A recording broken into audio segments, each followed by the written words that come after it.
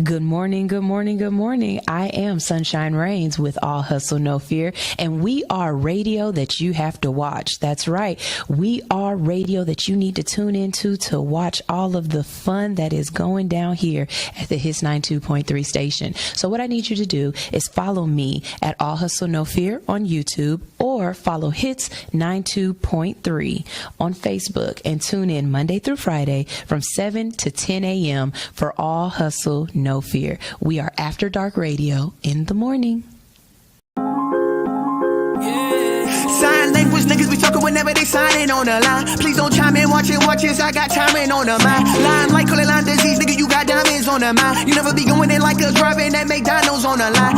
Niggas investing to better your clout, a mind and nothing to better your mouth. Ain't no 10Ks, ain't no relays, nigga, you running a regular route. Eat if the enemy ready to chow, all of you coming with edible style. From a jungle, my effort is wild. Watch the kid, don't step on the child. Born a legend, drawing blessings, while it's passing, strong weapons on your seconds. What's my lesson? Warm my presence, hornet's nest. Born a legend, go and tell him any lessons, no exception. No starting slow, and ain't no Nolan, so it's no inception. Ain't no James, please don't get them on no leeway. Ain't a team, nigga, see us on the freeway. Open road, don't cut in front us like a DJ.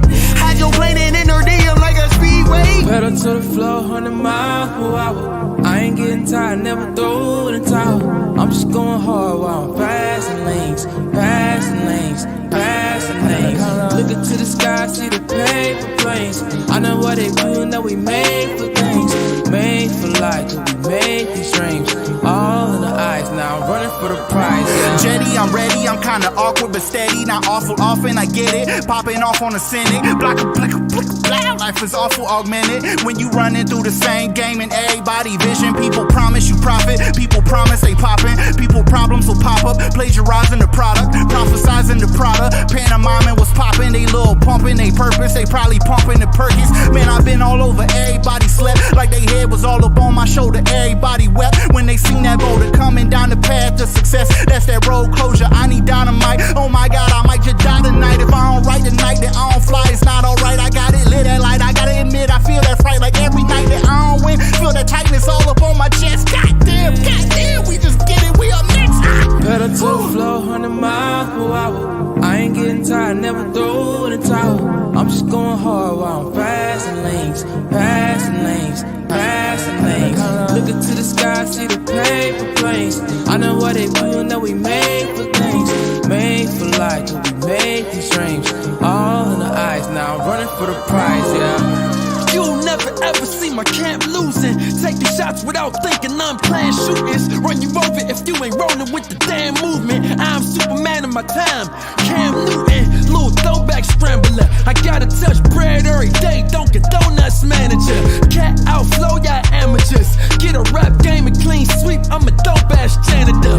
But I'm still dirty from my dirty bandanas. Time on dirty bad dances. Hip hop ain't dead, we just built the studios and ambulances. Music is school when I'm shooting up the campus. We champions and quick pitches. You must have cut your balls off, traded them for a pussy, yeah, some bitch niggas. I'ma get richer, that's the way to go. I make a whole trophy to the paper like stick figures. I'm a brave of my opposition.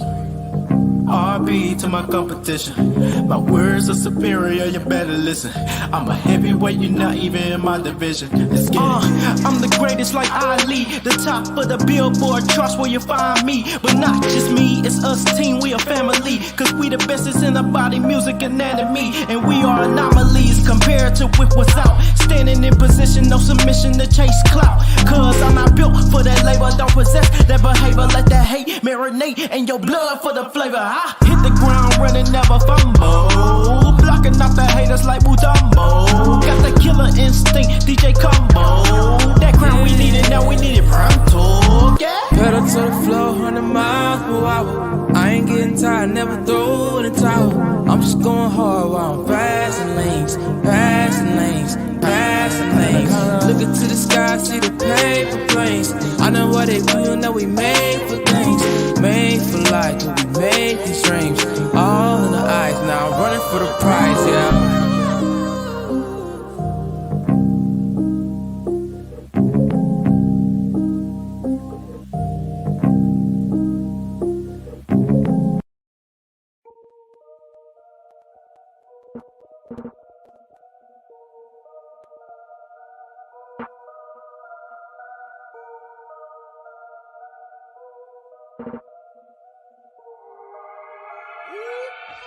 Bitch, I'm Michael Jackson bad.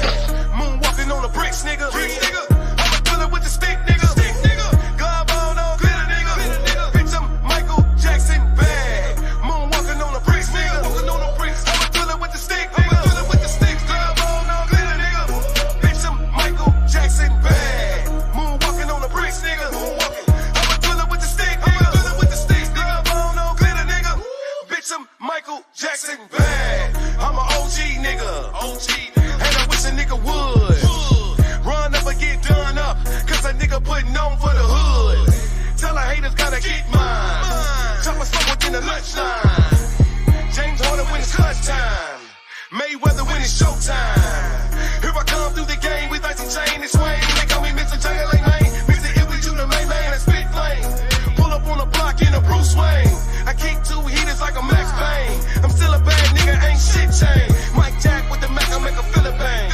Bitch, I'm Michael Jackson bad. Moonwalking on the bricks, nigga. I'ma fill it with the stick, nigga. Glove on glitter, nigga. Bitch, I'm Michael Jackson bad. Moonwalking on the bricks, nigga. I'ma fill it with the stick, nigga. Glove on glitter, nigga. Bitch, I'm Michael Jackson bad. Moonwalking on the bricks, nigga. I'ma thrill it with the stick, nigga.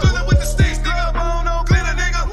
Bitch, I'm Michael Jackson bad. I'm on the block with the powder packs. I'm a real nigga, I don't do autographs. I'm an OG nigga, I don't never dance. I'm in the club with the 38 in my pants. I'm a #1 trap pick, signed to a lifetime contract. Someone's gas in the house, fuck around and get a lifetime contract. I'm Michael Jackson reincarnated. I'm a fool with the tootie, nigga. My clip will make a movie, nigga. Couple shots, turn your brains to a smoothie, nigga. Pull up on the block in a Bruce Wayne. I keep two heaters like a Max Payne. I'm still a bad nigga, ain't shit changed. Mike Jack up the Mac, I make a Philippine. Moonwalking on the bricks, nigga. I'ma thrill it with the stick, nigga. Glove on glitter, nigga. Bitch, I'm Michael Jackson bad. Moonwalking on the bricks, nigga. I'ma thrill it with the stick, nigga. Glove on glitter, nigga. Bitch, I'm Michael Jackson bad. Moonwalking on the bricks, nigga. I'ma thrill it with the stick, nigga. Glove on glitter, nigga. Bitch, I'm Michael Jackson bad.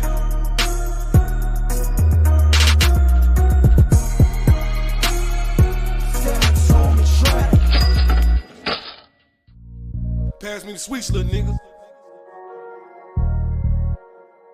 Pass me them sweets, little nigga. Small chronic vape. It's your boy Ill Bleed.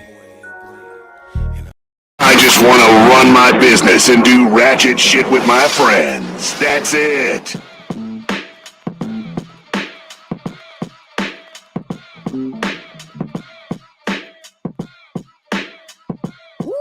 Yeah. Back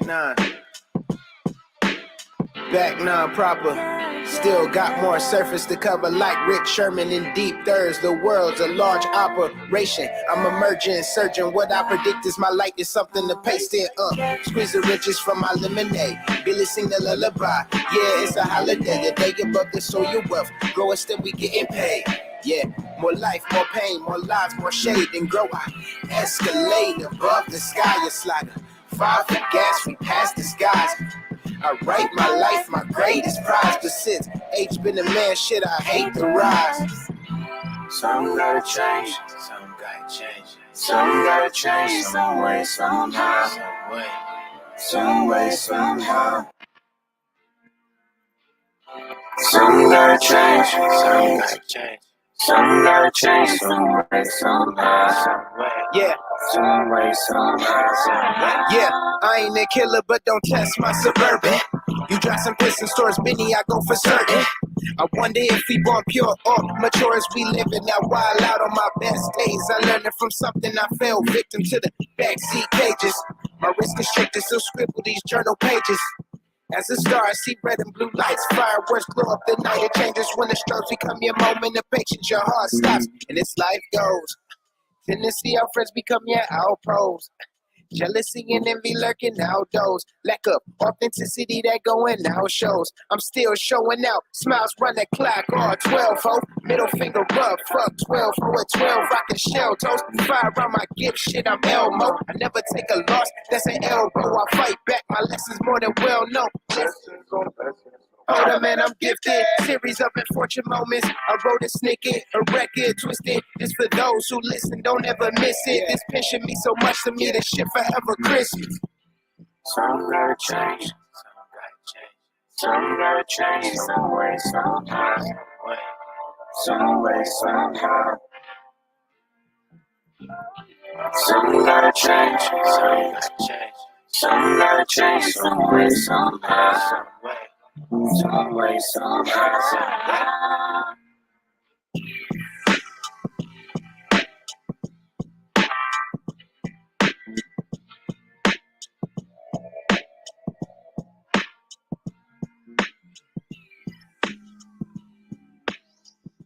I don't really wanna waste it. I don't really wanna wait.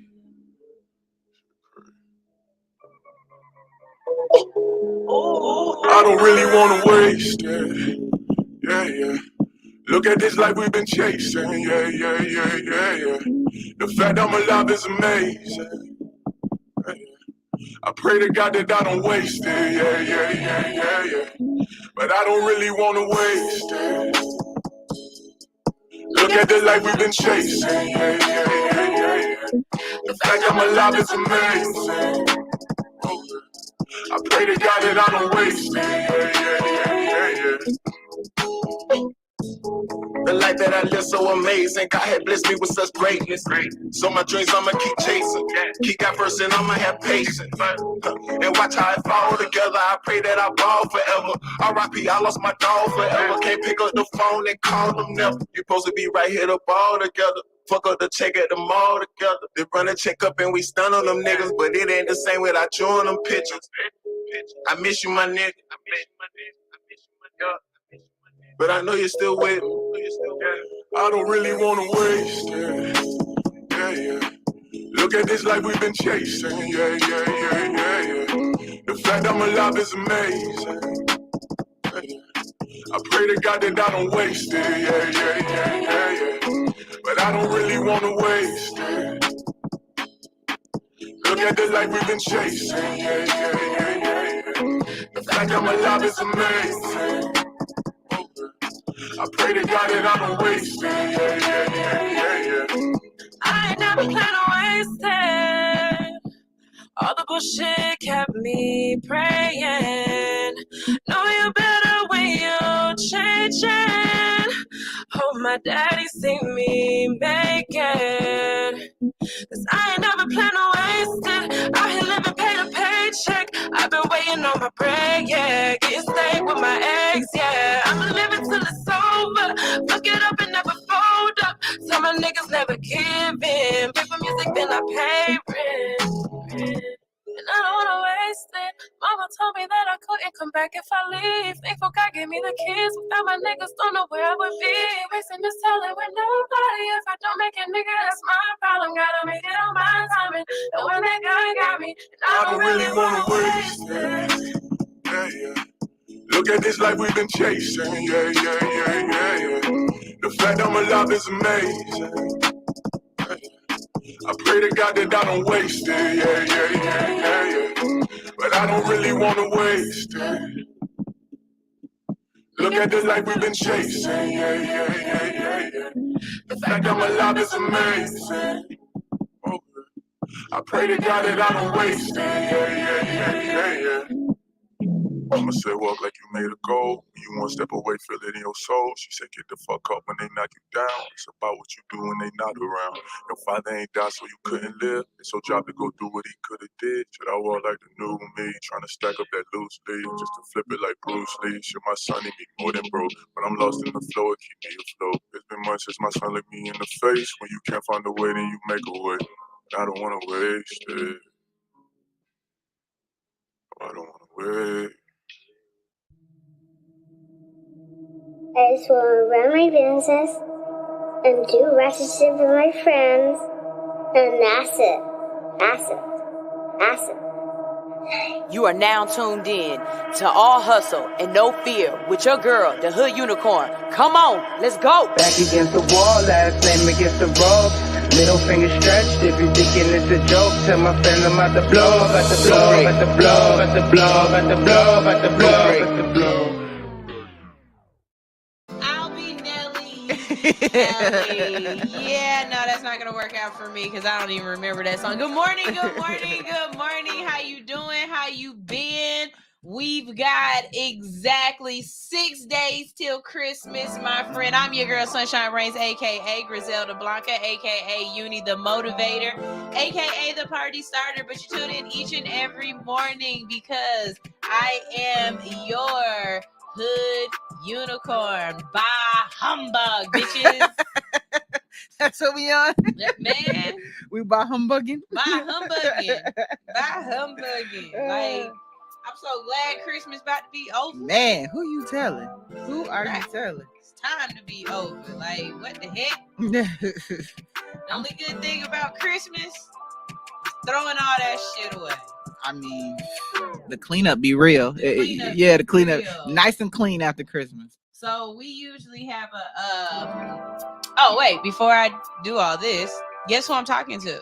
Who are you talking to? I'm talking to Alix in Wonderland. Hi, Alix. Hey y'all, how you doing? Tell everybody who you are. Well, I'm Sunshine's funny bunny. Sunshine's funny bunny. Y'all got that right? Yes, but I'm your Cash App bae, and above all, I am God's baby mama.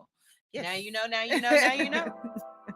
So, no, we haven't been able to take Christmas trees in the last couple of years because y'all all got fake trees. And fake trees mean I can't pick them up on the side of the freeway or on the side of the street and then take them home and burn them. Is this some country boy shit your husband got you doing? What y'all do now? Well, we got a fire pit in our backyard. Oh, okay. So for kindling, y'all go rescue the real trees. Real Christmas trees, because they go up like whoop. Yes, and then y'all have bonfires. Smell amazing. They do smell good. They smell amazing. So we sit in the backyard, we throw Christmas trees on the fire. And when I tell you that be the biggest powwow I've ever powwow with. You know what I'm saying? Yeah, no, that seems fun. I seen your backyard. That seems fun. And then if you add the Christmas paper to it, it'd be all kind of beautiful colors. Wait, what about tinsel? Do y'all put tinsel in there? No. Oh, that's not because we just who has tinsel? I don't know. I just love tinsel. We don't do tinsel anymore. Okay, I'm a child of the 80s. My bad. Yeah, nah. But we good for burning some Christmas trees and burning the paper and stuff afterwards. But like I said, lately y'all don't even have real Christmas trees, so we ain't been able to find nothing on the side of the road to bring home and burn up. That's just real disrespectful. I need y'all to get some real trees so I can have a real bonfire. Yeah, please, because I could see you just saying F it and going and burning plastic trees, honestly. No. I could see you being like F it. Ooh, the cleanup is bad. The smell is terrible. Not doing that. Good morning. Thank you for waking up with All Hustle, No Fear. We are here to wake you up each and every morning in a positive way to give you some current events and hopefully make you laugh a little bit. All right. We believe that who you wake up with is just important as how you wake up with them. And this is the best threesome you'll ever have.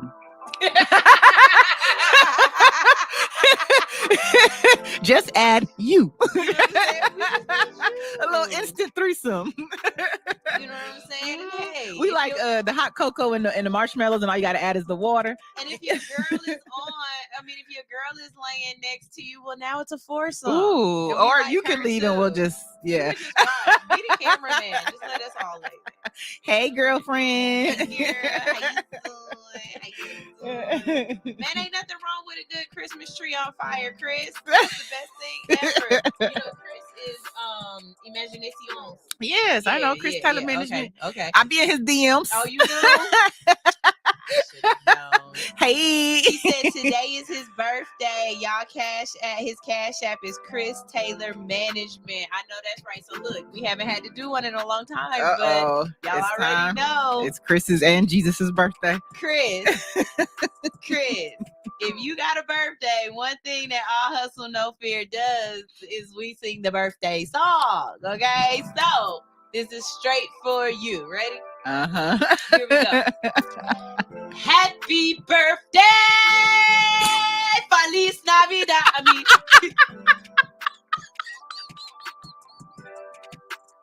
Feliz cumpleaños. Feliz cumpleaños. Feliz cumpleaños. Feliz Navidad. And we singing it in Spanish, and he know why. Because he makes Ignacio. Yo. Feliz cumpleaños.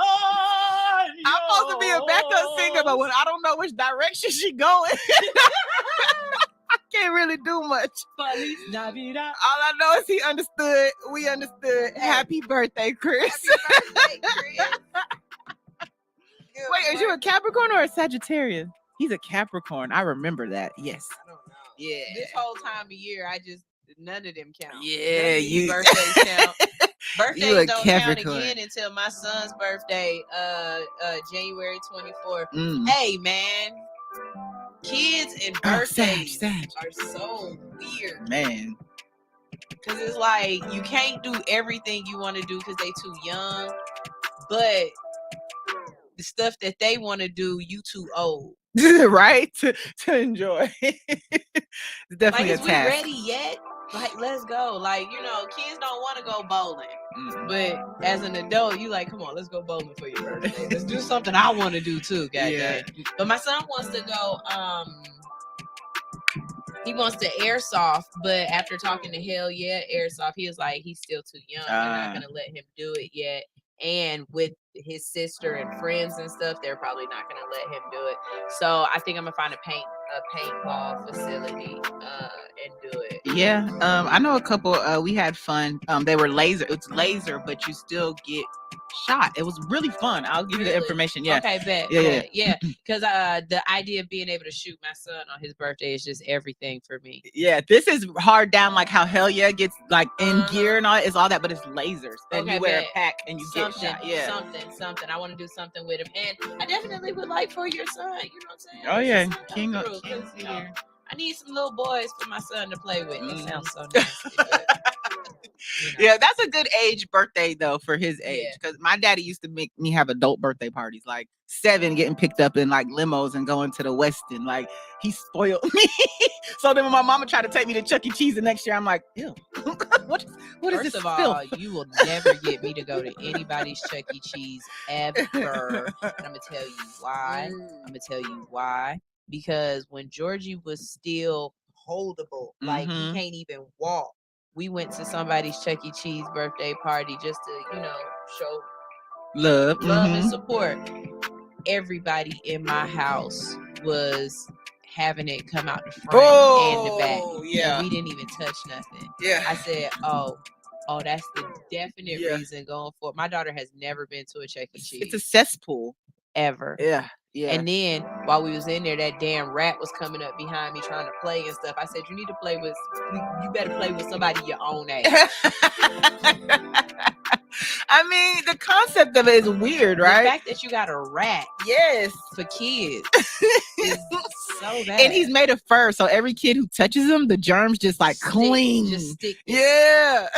And then I love it when you see the kid wipe their nose off on his stomach. Oh. Just like, nah, bruh. Hey, though, shout out to Chuck E. Cheese for pulling the biggest jug ever, though. During a pandemic, they changed their name. They changed their name on DoorDash and just sold pizzas. So people were DoorDashing pizza from this. It was called, the name was actually a acronym for something, but it was, they just changed the name, put it on DoorDash, and people were ordering pizza from like, I don't know, say it was called Rats or Us. I don't fucking know. But so they could still sell pizzas. Shout out to Chuck E. Cheese. That was Jug City. Beer to adults who are about to drive their children home. All right. So that's messed up. But then gave us just got a business idea. Why not have a smokers Chuck E. Cheese? Right? Wait, what? Right? We could have the play area for the kids, but then we can have the lounge area for the adults. and everyone like can, at the airport. Yeah, like the smoke room. I mean, we might as well. That would calm everyone's nerves. You know how much better Chuck E. Cigars and Cheese- rats. I like it. If we got to do Chuck E. Cheese, we might as well be like mellowed out instead of high strung. Yeah, because y'all be fighting at Chuck E. Cheese, and I don't understand what the fighting is for. I'm not about to fight at Chuck E. Cheese. It's too much energy in there. It's too much energy. You know what I'm saying? Mm-hmm. I'll jump in that ball pit, make you chase me before I fight you. Shout out to the ball pit. Shout out to the balls. All right, y'all, I got a little chilly real quick, but I got to give y'all some motivation, and I don't know if my motivation is going to take up more time than I want to, so I want to do it. I want to do a commercial and come back, or if I want to just go ahead and motivate y'all. I'm going to leave it up to my program manager to program. Is it a lengthy one? I think I have something to say. All right, so let's hit this commercial break and get back with something to say. All right, bet. So what we're going to do is we're going to go to a commercial break real quick. We're going to play one song real quick. And then when we get back, I'm going to talk to y'all about something that I do every year for the new year. And it's I think it's very profound, you know, and I think it might help a couple of people out there. And I think it's one of those things that if we started doing this a little bit more as adults and as humans, we might be able to see a little bit of change in our life, you know, see some movement. Okay, so we're definitely going to do that, but what we're going to do is we're going to go to a break. This is All Hustle No Fear on Hits 92.3, the real definition of internet radio. And up next we have Glory Rose with Imagination. Feliz cumpleaños to you. I hit it too many times.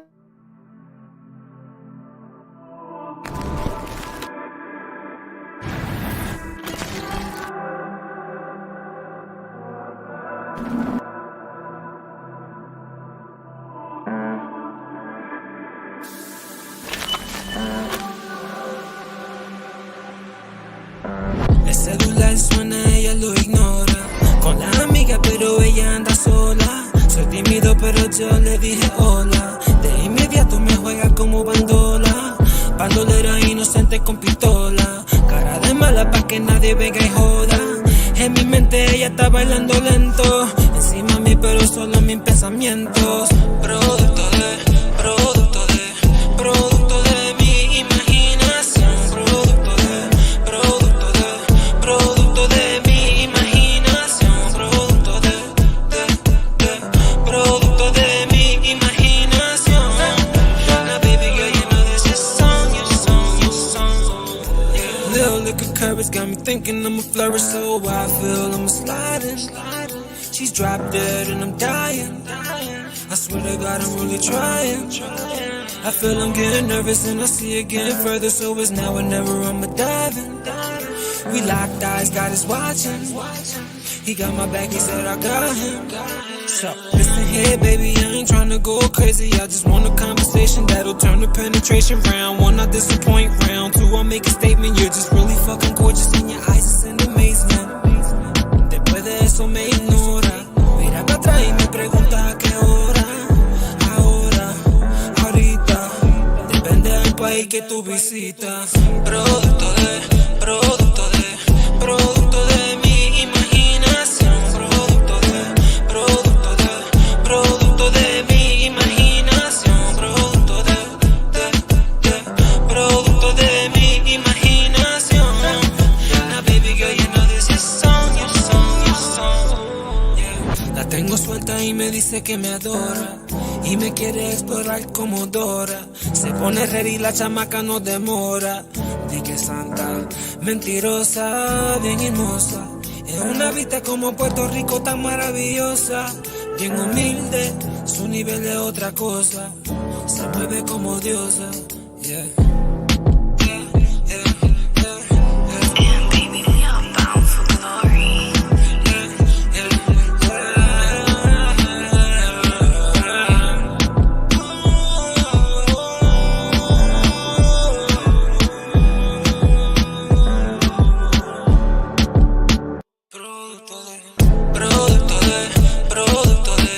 Producto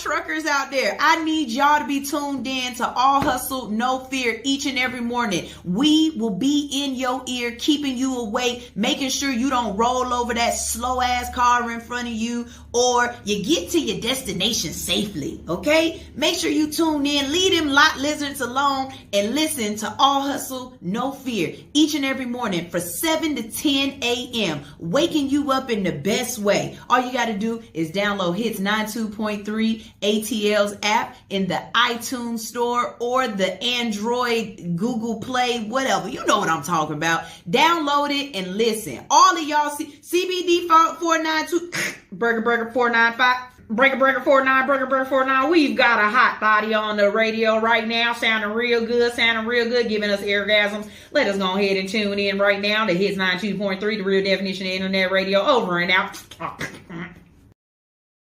Right, we're back. And like I said, I wanted to motivate the heck out of you. So before I do that, just want to let you know that was Glory Rose with Imagination. Y'all make sure y'all check him out. He is a dope artist. Where is he? Where he live? That was Jersey, right? Yeah, they up top. It's cold where they at. Yeah, it's real cold. Yeah, brick. That's what they call it. It's brick. It's brick out there. Brick, buddy. son. They probably got their Timbs on right now, You son. know what I'm saying? Hey, every time I wear my purple Timbs, somebody is just like so fascinated by the fact that I got purple Timbs. Like, that's crazy because the last time you wore them Friday, I was looking at them like, she really got on purple Timbs. Yeah. It reminded me of sipping on some scissor. That's what I thought of. Okay. All right. So here is my morning motivation for you guys. Every year around the new year, I start trying to figure out a new word. And that word is my word for the year for me to really examine, focus on, and think about, right? When I first started doing this, about 3 years ago. One of the words that I started with was focus. I felt like I wanted to focus more on the things that I was doing. I wanted to be more in the moment, and I wanted to just really be there for what I was doing and not always, spacey. Yeah, being present, right? Yeah, I wanted to be present.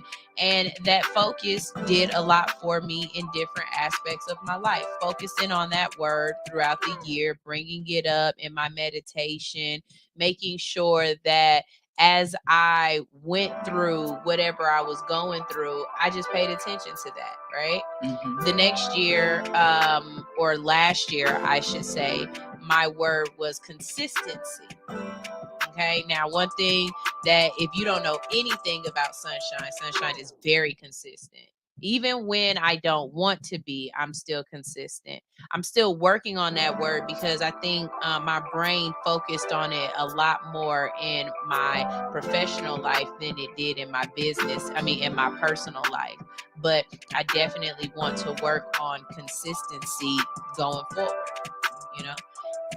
This year, over the last couple of days, the word that has just profoundly been a part of my psyche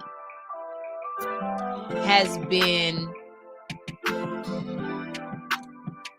perspective.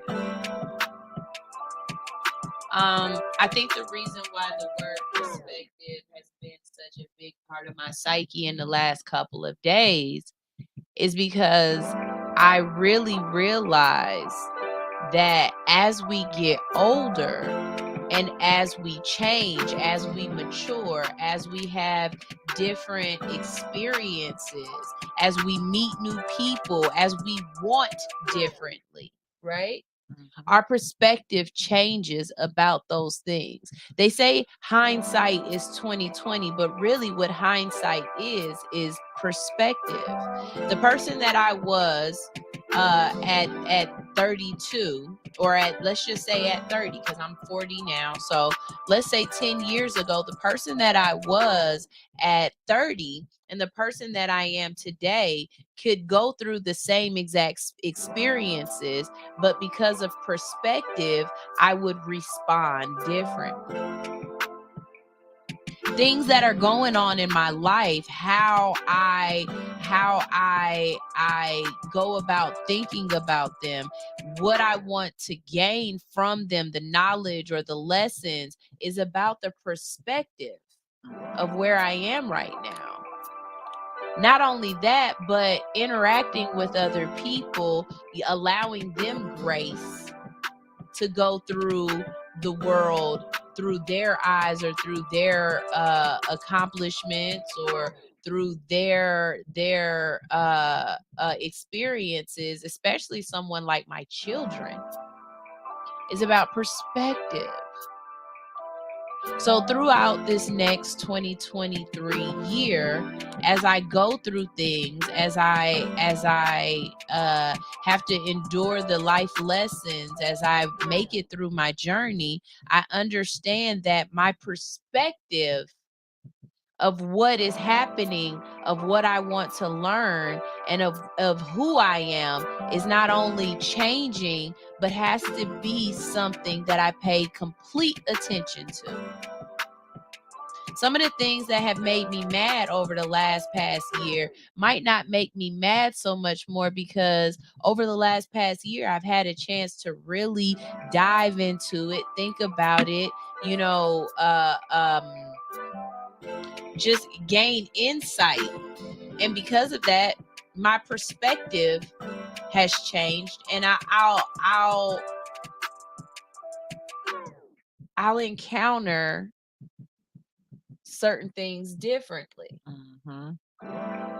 So hopefully you going into your new year, as you're making your New Year's resolutions, as you're thinking about what you want to change for your life, as you're trying to become that better person this year than you were last year, as 2022 closes and 2023 approaches, and this gonna be my year this year, or whatever it is that you say for yourself, I hope that you find a word, a phrase, an idea, something that you can use to grow from. It might not be focus. It might not be consistency. It might not be perspective.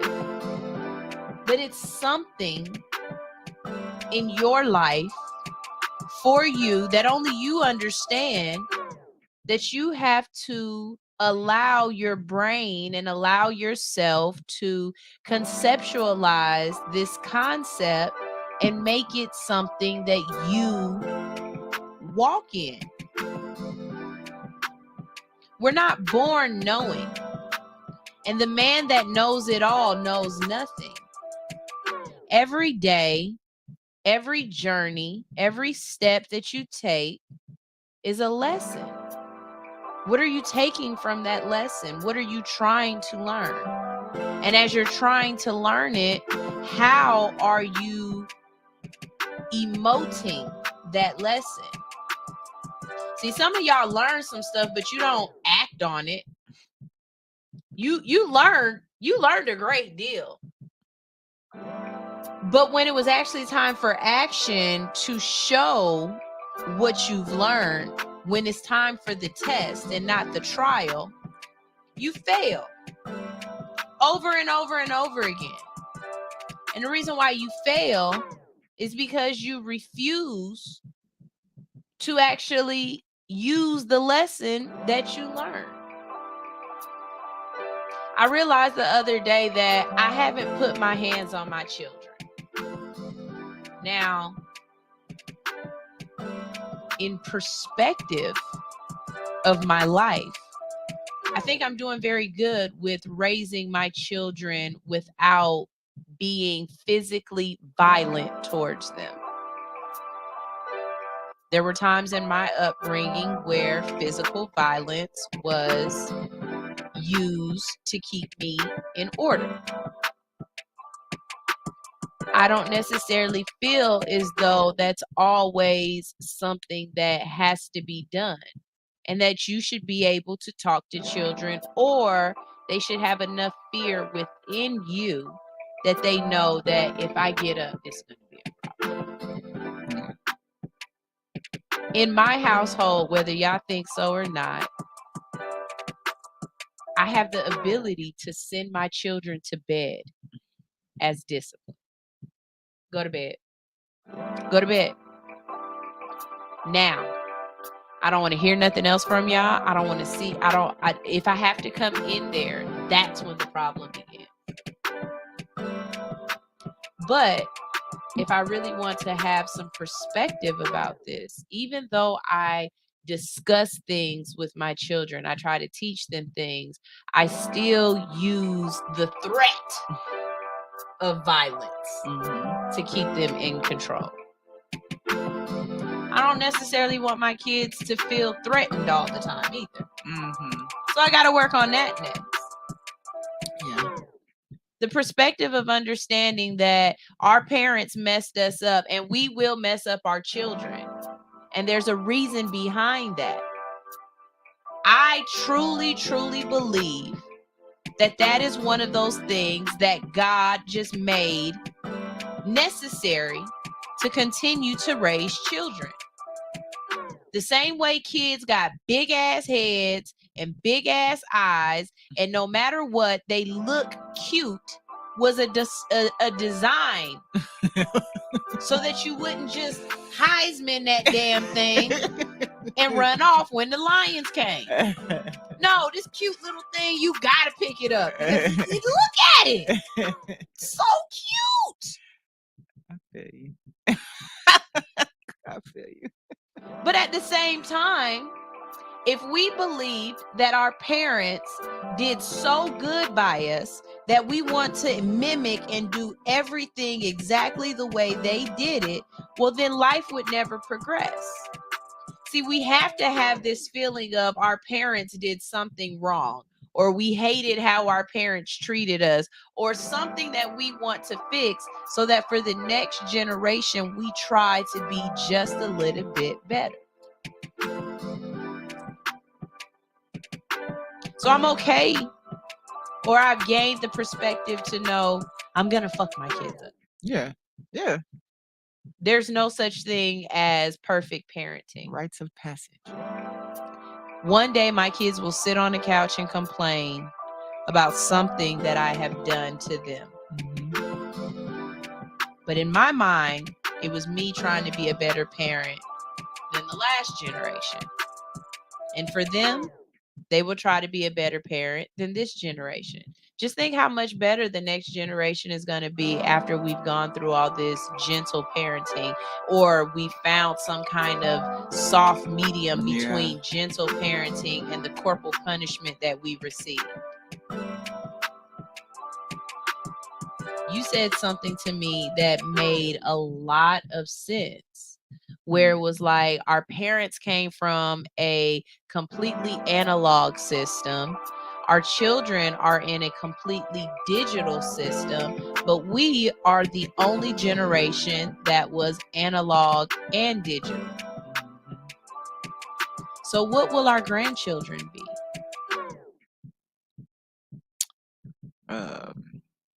What's that space? What's that place called? Purgatory?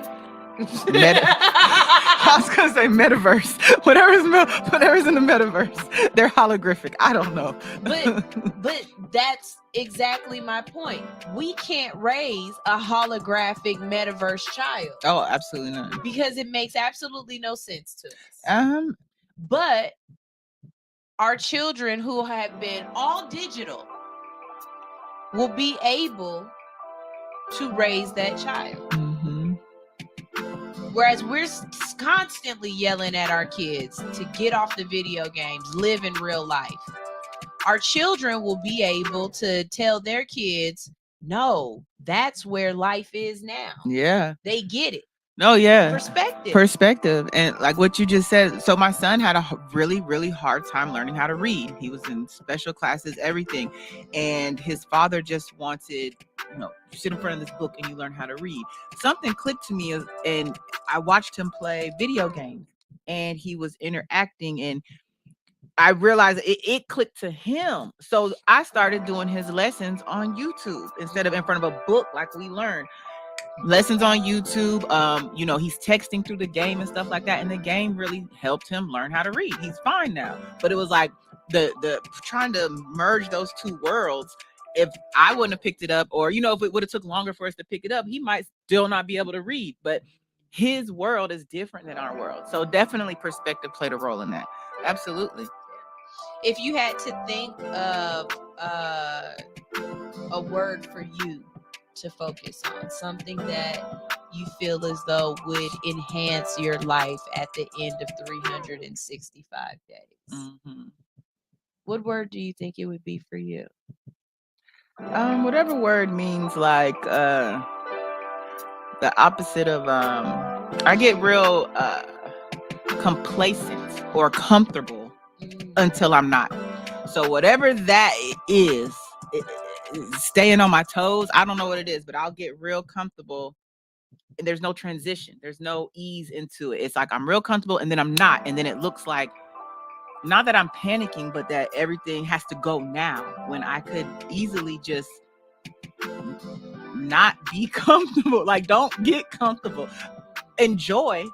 But I'm so good at being comfortable. Like, Let me ponder that for you. I don't know what I would love to figure out what that word would be for you. I was talking to a friend of mine, and we constantly we're in a mental place with each other. You know what I mean? We kind of help bounce ideas off of each other, help each other see the perspective of things, right? And as I was talking to her, I was just like, my fog is lifting, and I'm not so deep in that hole. I can see, or I can feel the top of the ground. Like I'm pulling myself out of that dark space. And I realized that one of the things that I was having an issue with was, as I've said to you guys, I didn't want to do anything, but it wasn't that I didn't want to do anything. It was that it was so much stuff on my plate. And she helped me get to a place where she was like, well, let's think about this. It's not that you have a issue with what you're doing, but maybe you have an issue with change. So see, you have some people who have ADHD, but then she was talking to a therapist who said that some people have a issue with change, or with things staying the same and then changing. And it takes your brain a little while to catch back up. So now I'm sitting up here trying to think, and I'm trying to analyze myself, right? And I'm like, you know what? I can see where change messed me up. And when I say this, as you being around me for the last year, you're going to be like, yeah, I could see that that's probably when your world started kind of going a little topsy-turvy. So for about a good 8 months, I was working at the smoke shop. Yeah. And I had a very consistent routine. Not only was my routine consistent in my home life, because I knew do this on these days, I'm doing this, and this, but that consistency spilled over into the station and into the radio, because at that point I wasn't engineering as much, but being at the smoke shop allowed me certain days and a certain amount of time that I could get this done, that behind the scenes done. Yeah. So when I stopped doing that and I stopped being at the station all the time, I prevented myself those moments of, I have to be somewhere and do something, but I have mental time to work on my other stuff. Yeah. So now I've just become overwhelmed because I haven't found a new system. Change happened. And I didn't recognize the change to be able to circumvent It's yeah. No, I definitely get that. I've noticed that there used to be something you talked about, which I really do like, the idea of stacking habits. But the caveat that I was finding, even when you were discussing it, I knew for me what would be the issue is once that origin habit, that habit that made you do everything else, once that was eliminated, would you keep in line? So I love the idea if you ever go back to any of those shows of stacking habits, but you gotta figure out how to keep that I don't even know the word or how to explain it, but that original habit that lets everything else flourish, we gotta stay in that. You know what I mean? So that everything gets accomplished. No, definitely. I definitely agree with that. And it makes sense because I was waking up early. When I woke up early, I would read my book. After I read my book, I would do my meditation. Those were my habits that I stacked. Now I don't even get up early anymore. Like I'm literally like as close to whatever time I can. You know? Yeah. So I definitely get that. And again, it's all about perspective. It's about looking inward. You know, tell me the largest organ in or on your body. Was it our skin or something? Yeah. Yeah. Now tell me another organ in or on your body that has the ability to analyze itself. I'm trying to keep it G-rated. What would that be? The only organ that has the ability to analyze itself, to think about itself, to even know that it's there is your brain. I don't think your heart is conscious or aware of its heartness or its cardiacness. Your lungs aren't aware that they are breathing, that they are lungs. You know what I mean? No other part of your body is technically aware of itself to the point where it can try to heal or fix or navigate it, except for your brain. Not only does your brain work everything else, but your brain sits up there and says to itself, I am a brain. And I want to learn more, or I don't want to do this, or I do want to do that. The only thing your heart is going to do is pump. If your heart ever says to itself, I don't want to pump anymore, you're dead. If your lungs ever say, I don't want to breathe anymore, you're dead. If your spleen stops spleening, you're sick. But there are times when your brain can literally just shut off and stop thinking. And you have to step in and say to your consciousness or say to your subconsciousness or say to your id, your ego, or whatever, that, hey, wait a minute, we got to power back up. And if you don't think that I'm telling the truth when I say that your brain can shut off, what is autopilot? Autopilot is absolutely the ability to just work in motion but never be present. And there are people who are on autopilot for years. They're never present. They are just existing. They're not learning. They're not growing. They're not anticipating. They're not anything. They are just going through the motions. They are just there. Until one day that brain realizes it's a brain. And it wants more. And it has to do more. And it has to make decisions.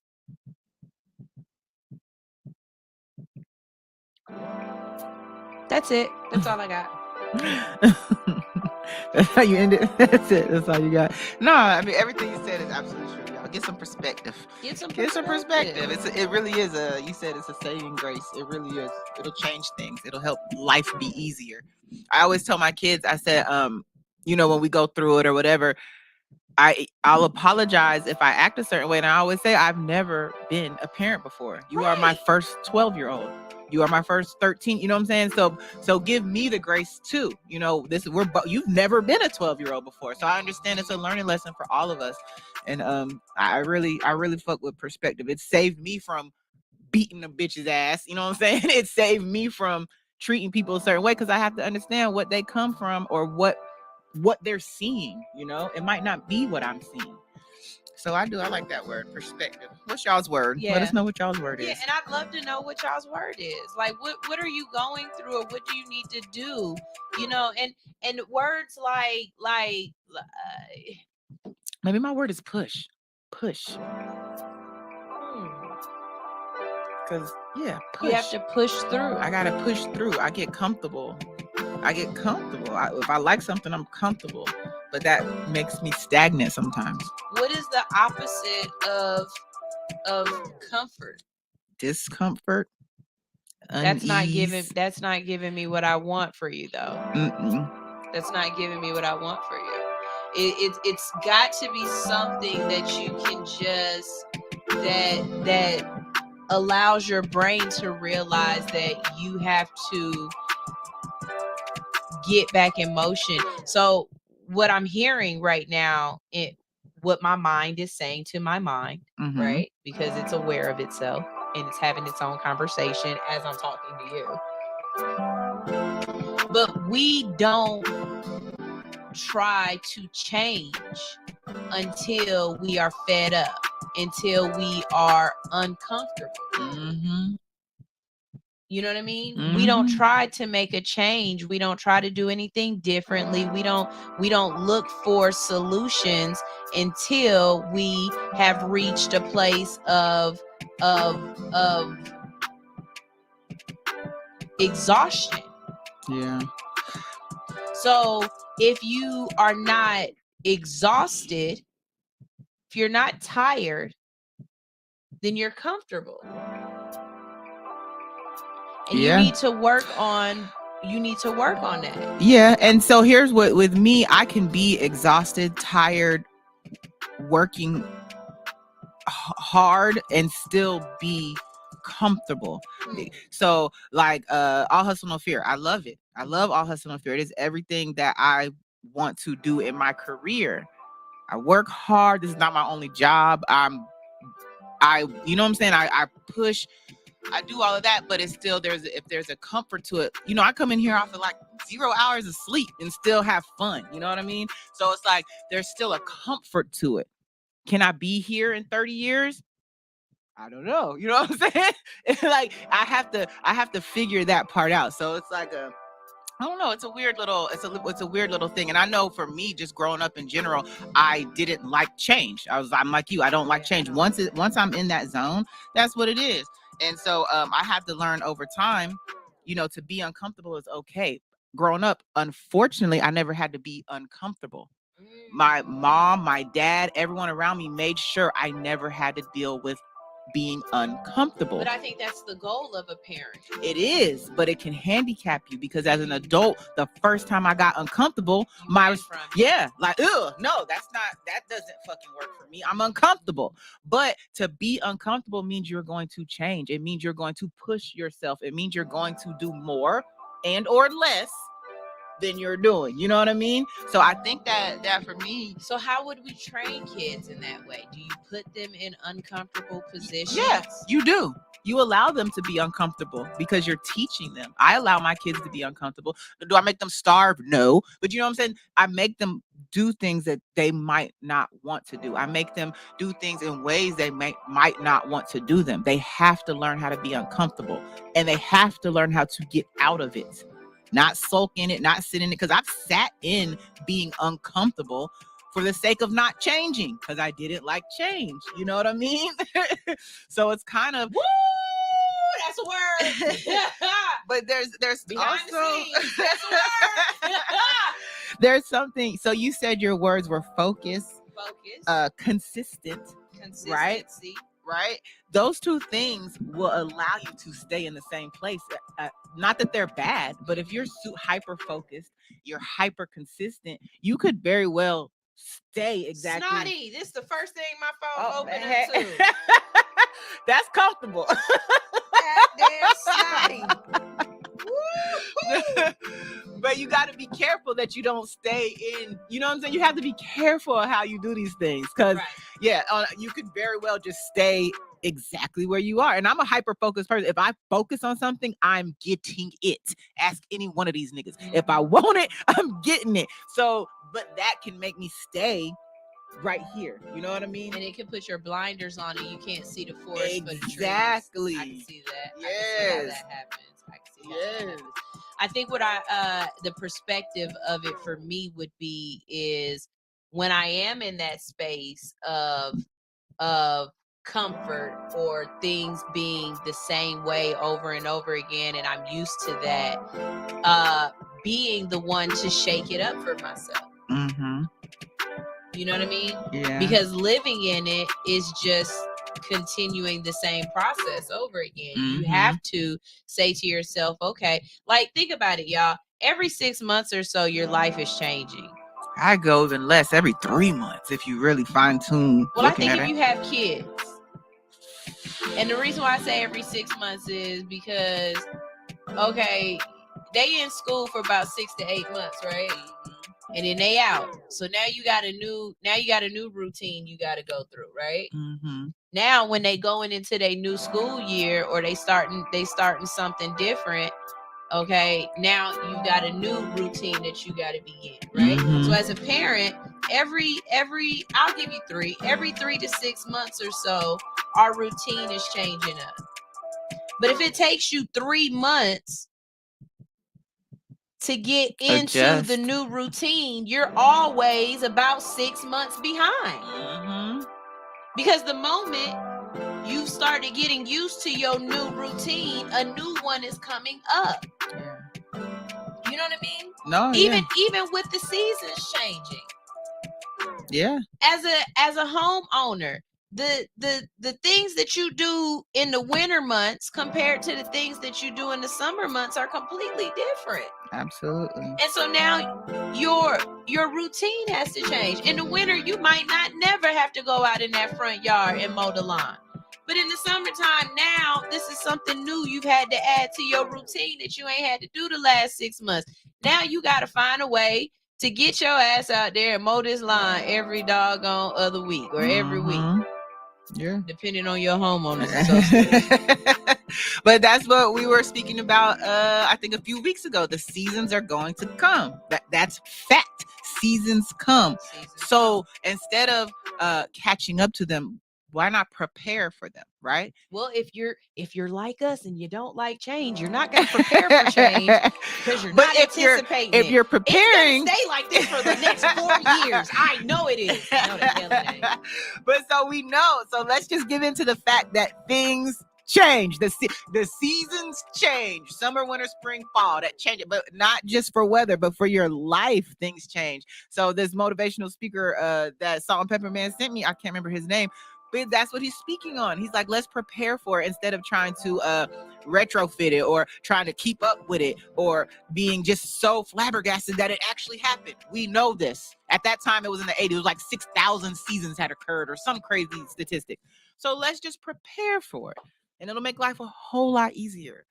A whole lot easier. Perspective. Right? Perspective.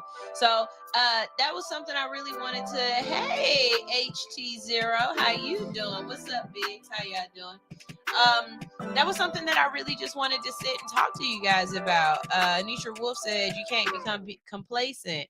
And that's exactly what we're saying. You know, I don't know what your word might be for the next year. I don't know what you need to focus on. You know, some of y'all, I can give y'all some words. Just looking at how society is right now. Grace. Man. That's a word some of y'all should focus on. For Grace. yourself and others. Thank you. Allow grace to be given and had. Sometimes you got to give yourself grace. Sometimes you have to say to yourself, it's okay. But some of y'all need to afford other people grace. You know what I mean? You give yourself chance after chance after chance, but the first time somebody transgresses, you cut them off. You allow them no grace. Empathy. We have absolutely no empathy for anyone anymore. For anything that's going on in their life or what they're doing. You cannot love without empathy. You can't truly cherish a person without caring. You need empathy. Some of y'all should focus on that. Forgiveness. Are you holding grudges against people that don't even know you're holding a grudge against them? That is the craziest thing to me. She know what she did. No, the fuck I don't. That's a real one, because grudges will live in you. You won't even realize that they're still alive in you. You know what I mean? Like, yeah. And I'm a grudger. Like, I ain't gonna lie.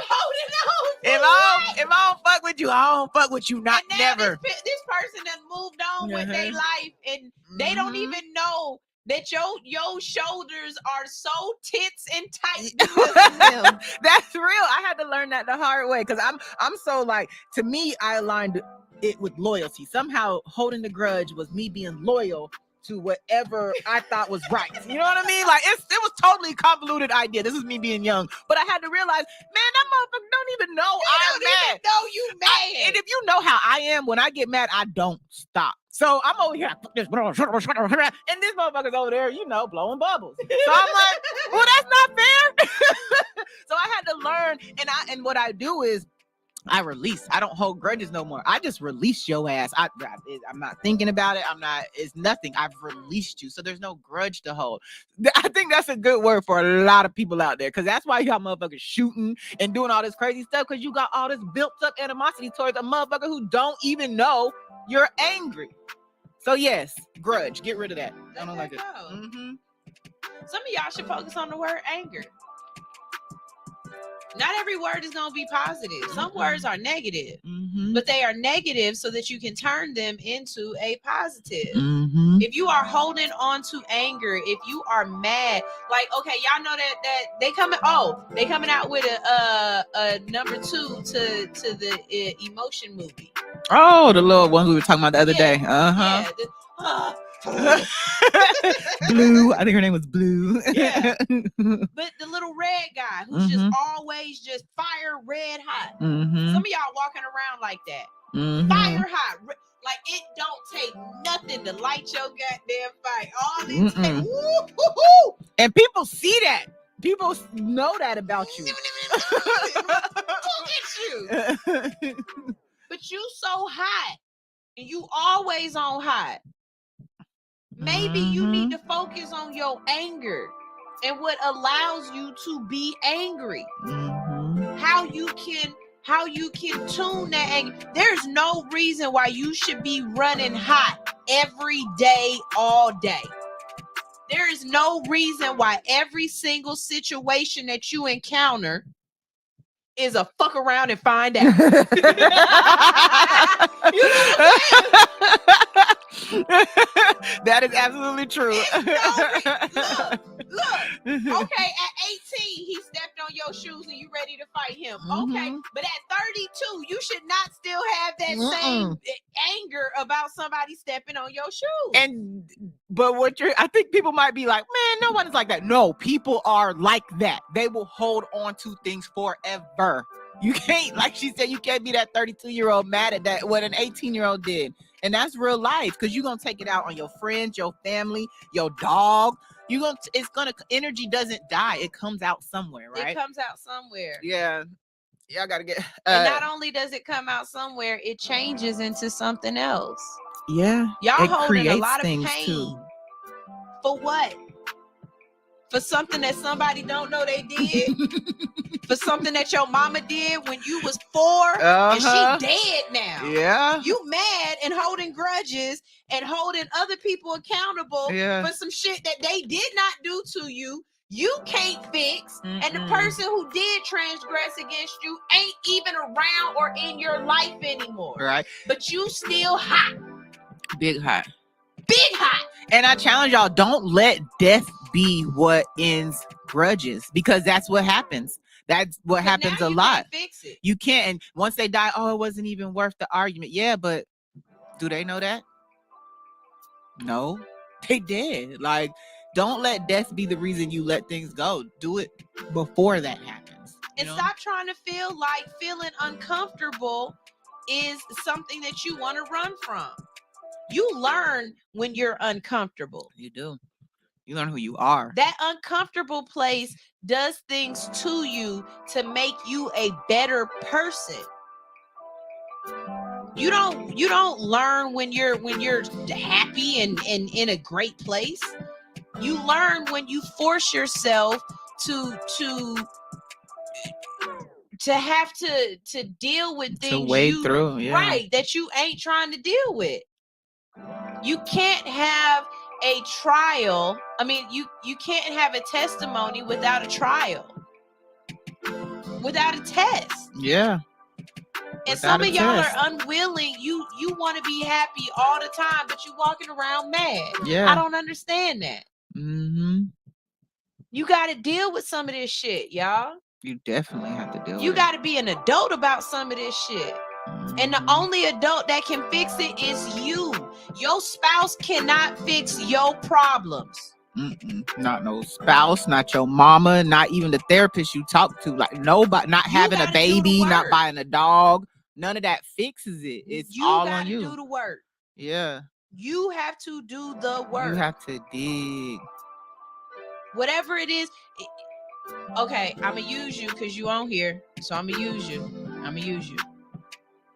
Teacher Anitra back in August told us that for her, she has never gone out to eat by herself. Mm-hmm. And me, and the type of person that I am, I felt as though this was something that was unacceptable for an adult.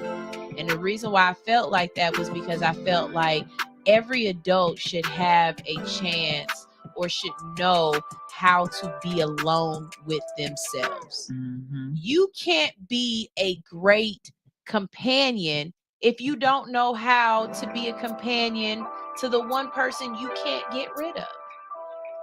If you can't sit and enjoy your own company, how can you expect someone else to enjoy your company? I love me. I could be with me by myself, baby. As a matter of fact, this bitch wouldn't answer the phone last week when we were supposed to go out to eat. I was naked under my covers.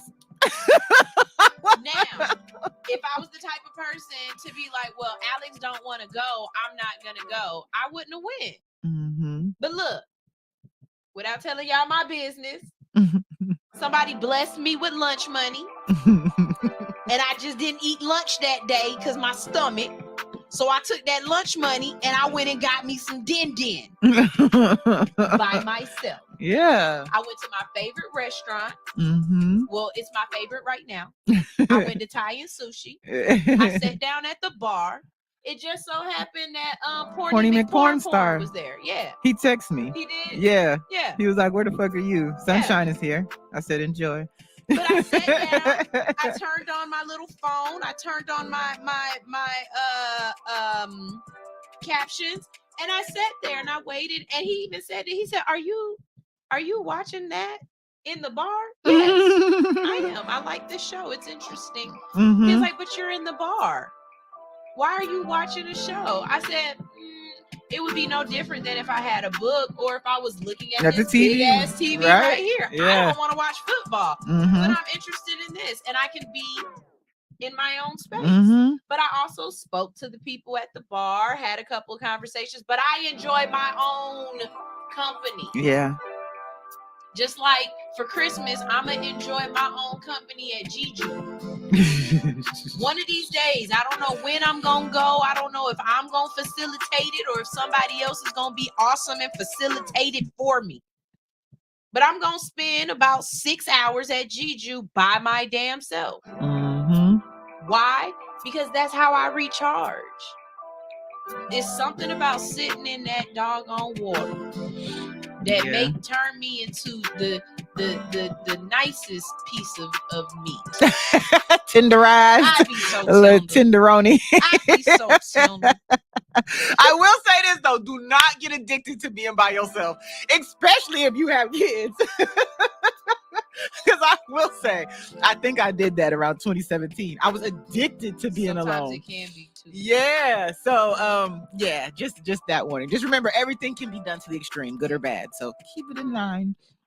So with that, it's time for us to go on our next break of the day. We've got some new music. We got featured music today, so I'm proud of that. I'm happy of that. I gotta find that and pull it up. But Teacher Anitra said my word for next year is no.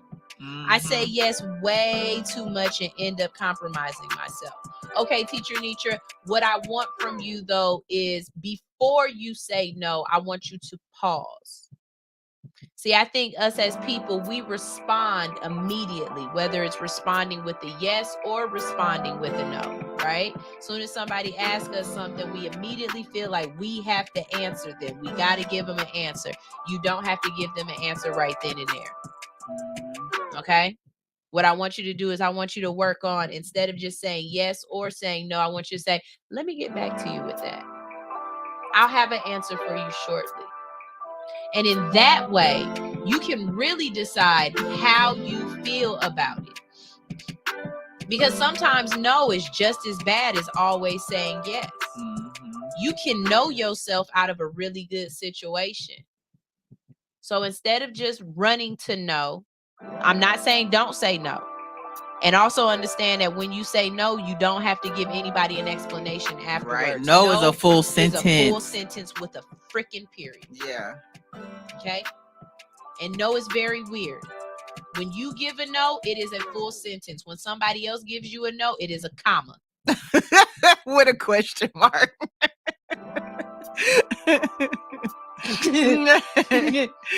Just saying. Yeah, no is trick. No is about perspective. But no, Janis Joplin has a quote that she says, and it's never compromise yourself. You're all you've got.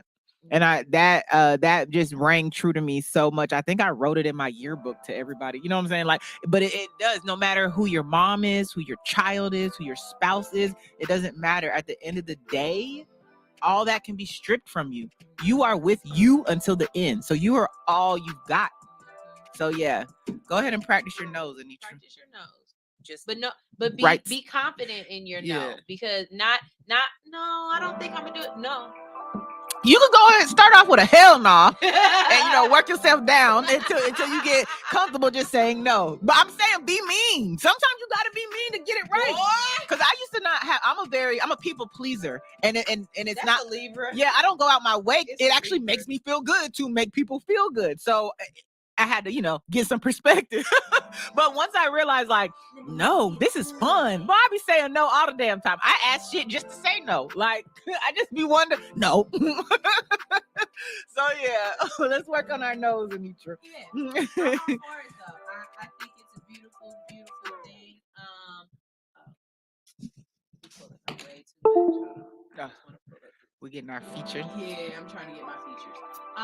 But yeah, no, I want you to feel as though what you are doing is what you actually want, and not just doing it because this is the year of no or this is the year of yes. You know what I mean? You that no or that yes is really exactly how you felt, and you know it because you have had a chance to contemplate it. You had a chance to sit there and really feel it. No, K-N-O-W. And shout out to everybody. I am judging y'all at this point. I wasn't for a while, but now I am. If you write a sentence and you put, I know that you don't something, but you don't know to spell no with K-N-O-W compared to N-O, I'm judging you. I'm judging you if you don't know the difference between there, and there. I'm judging you if you don't know where, and where. I'm judging y'all at this point because we have autocorrect.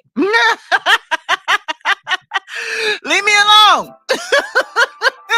Yeah, I'm the worst speller in the world. No, spelling is one thing, but just being ignorant is another thing. This girl was like, She posted something and she was like, I can't believe something.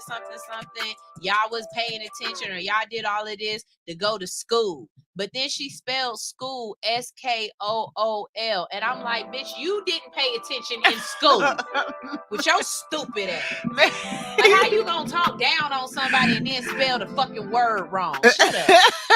Respect it. Maybe she like K. She might be a blood, can't use no C's. Perspective.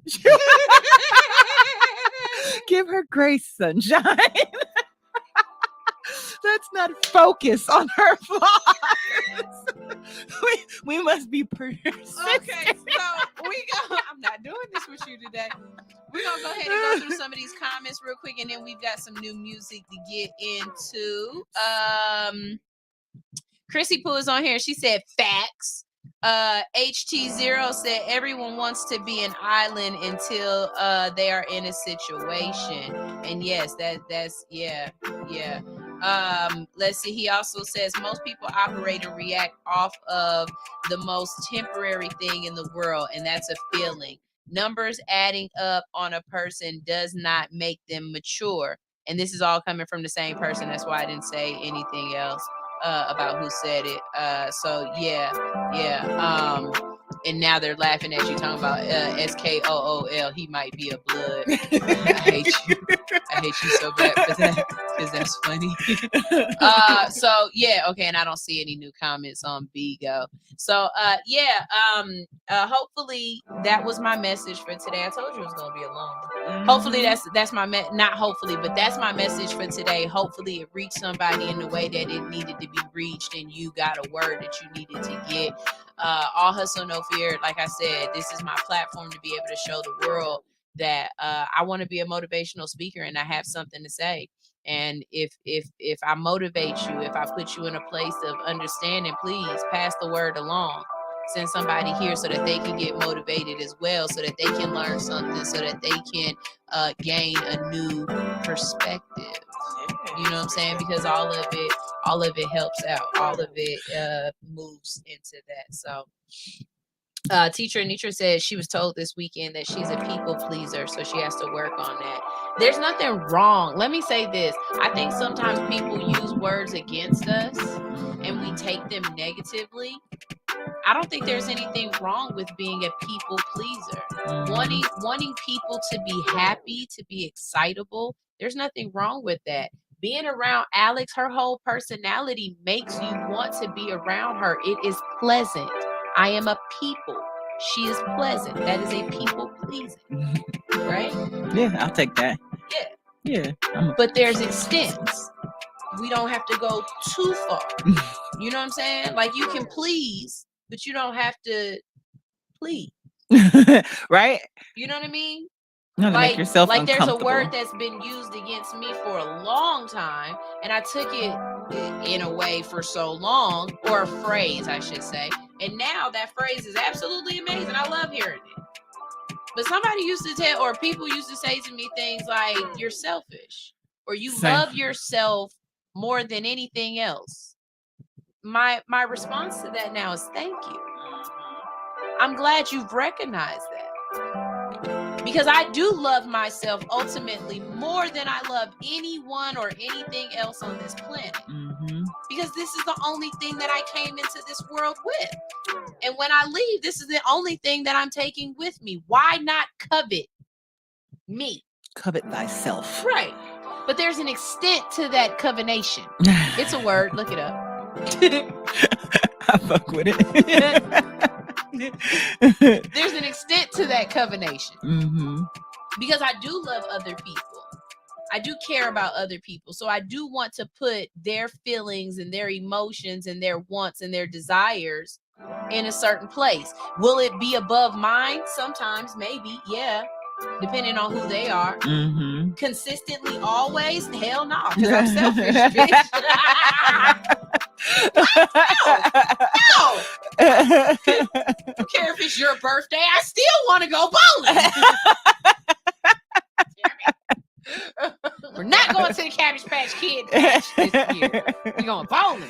But seriously, you know what I'm saying? So don't take it always that it's negative.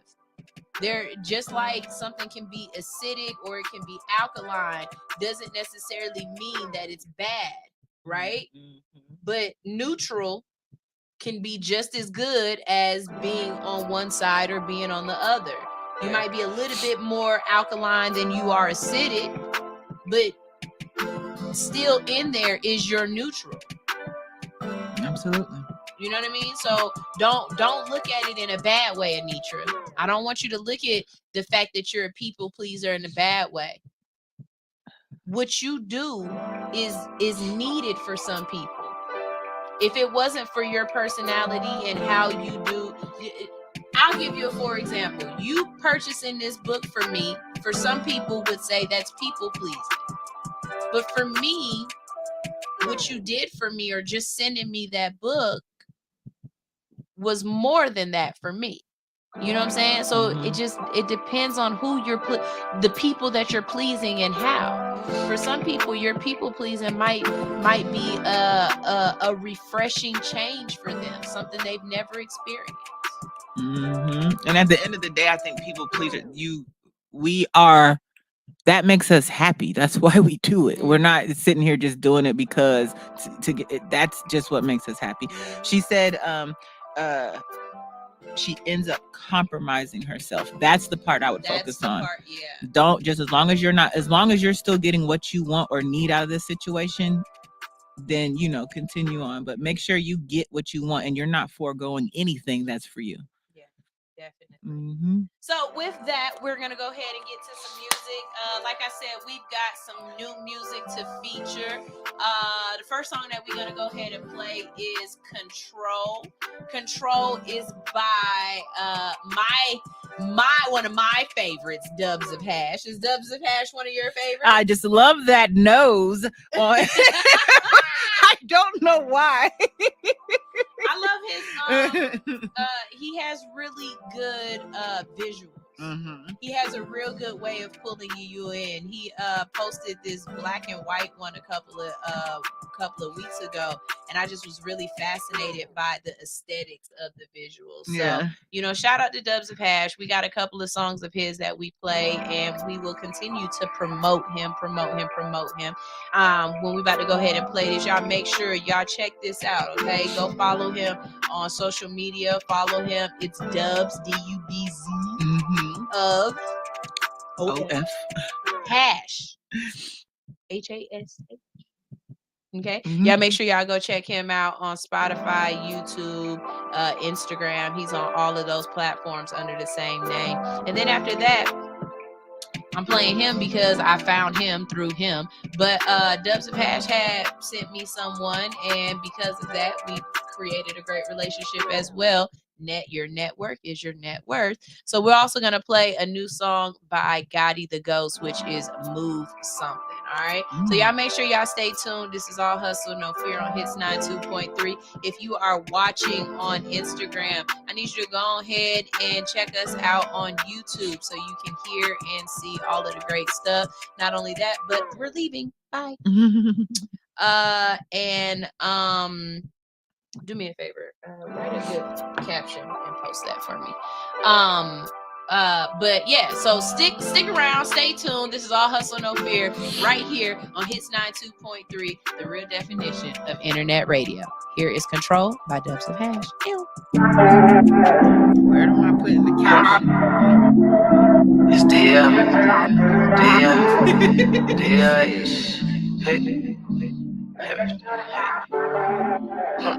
hefty shit. I ain't gang legend. I'm a legend. I thought it was love when we made love. Damn, you got control of me, and ain't no controlling me. I thought it was love when we made love. Damn, you got control of me, and ain't no control of me. No, I said, girl, was a drug. You gave me tripping, fiending for your love. First class in the mix, you know what it was. Paper planes at midnight, baby, keep it up, and you don't need a Red Bull. Girl, it's still to give you wings. Pull up and come by, girl, I love to hear you sing. And instead of buying bottles, yeah, I should've bought a ring. See, I'm tripping, gets me reminiscing, falling off my gripping ass gripping. She throwing that back, so I forget that you got control on me. But you can't let go of me. Be my Coretta Scott King, I be your MLK. Going through hell for your love and them badass kids. We should've split when I cheated. This love you can't receive it. Pop a perk up, pain pill, nah, you can't relieve it. This life that we living, know it's cold on the other side when I ain't there. Talking about you don't care. Still smoking cherry lemonade just to ease the pain. And the champagne wishes, toast to more vision. Left like chick at home, took a chance with passion. Have you ever been in love, baby? I'm just asking you. We made love, damn, you got control of me. And ain't no controlling me. I thought it was love. When we made love, damn, you got control of me. And ain't no controlling me. No, no, no, no, no. When we made love, you got control of me.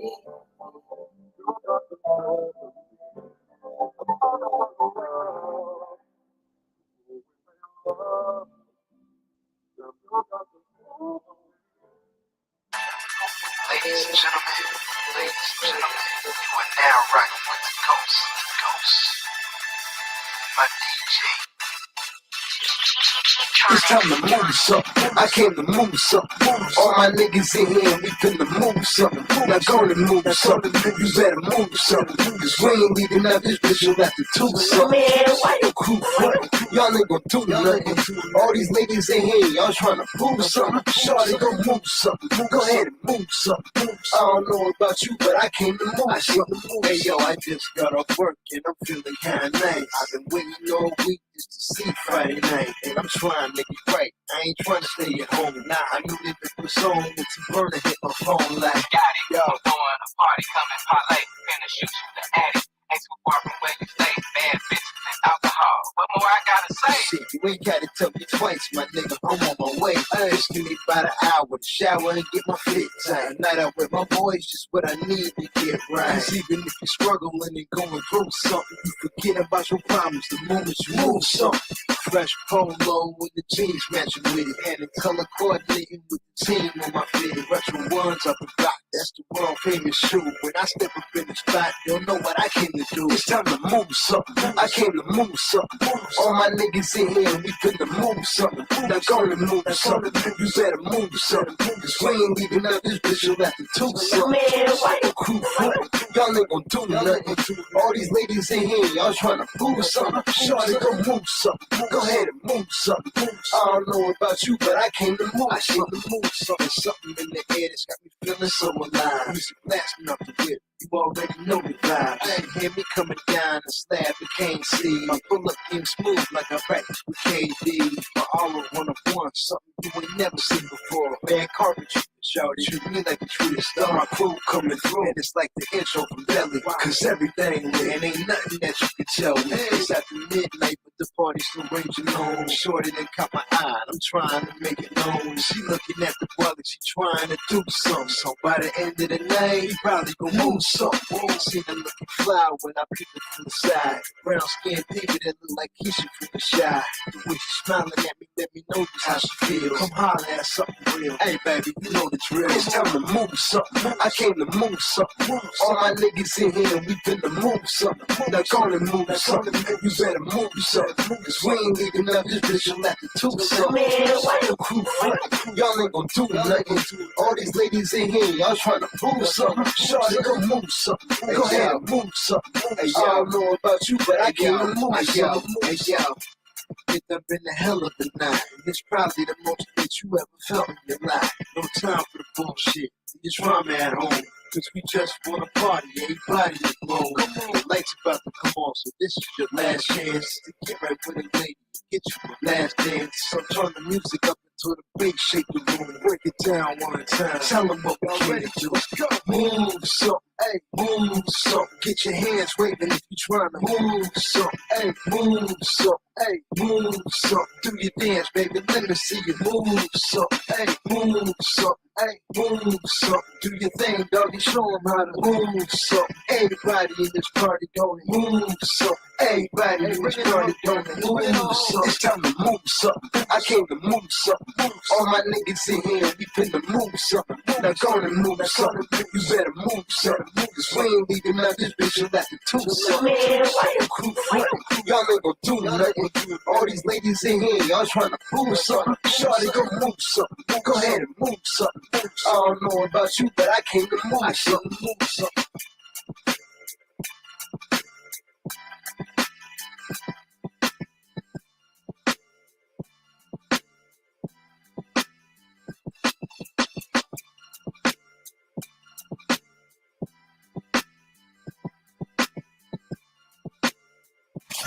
I just want to run my business and do ratchet shit with my friends. That's it.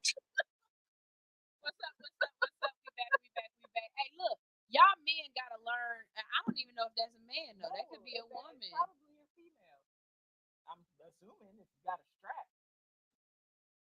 Because if you didn't, you'd say eggplant. Y'all gotta learn how to compliment a woman.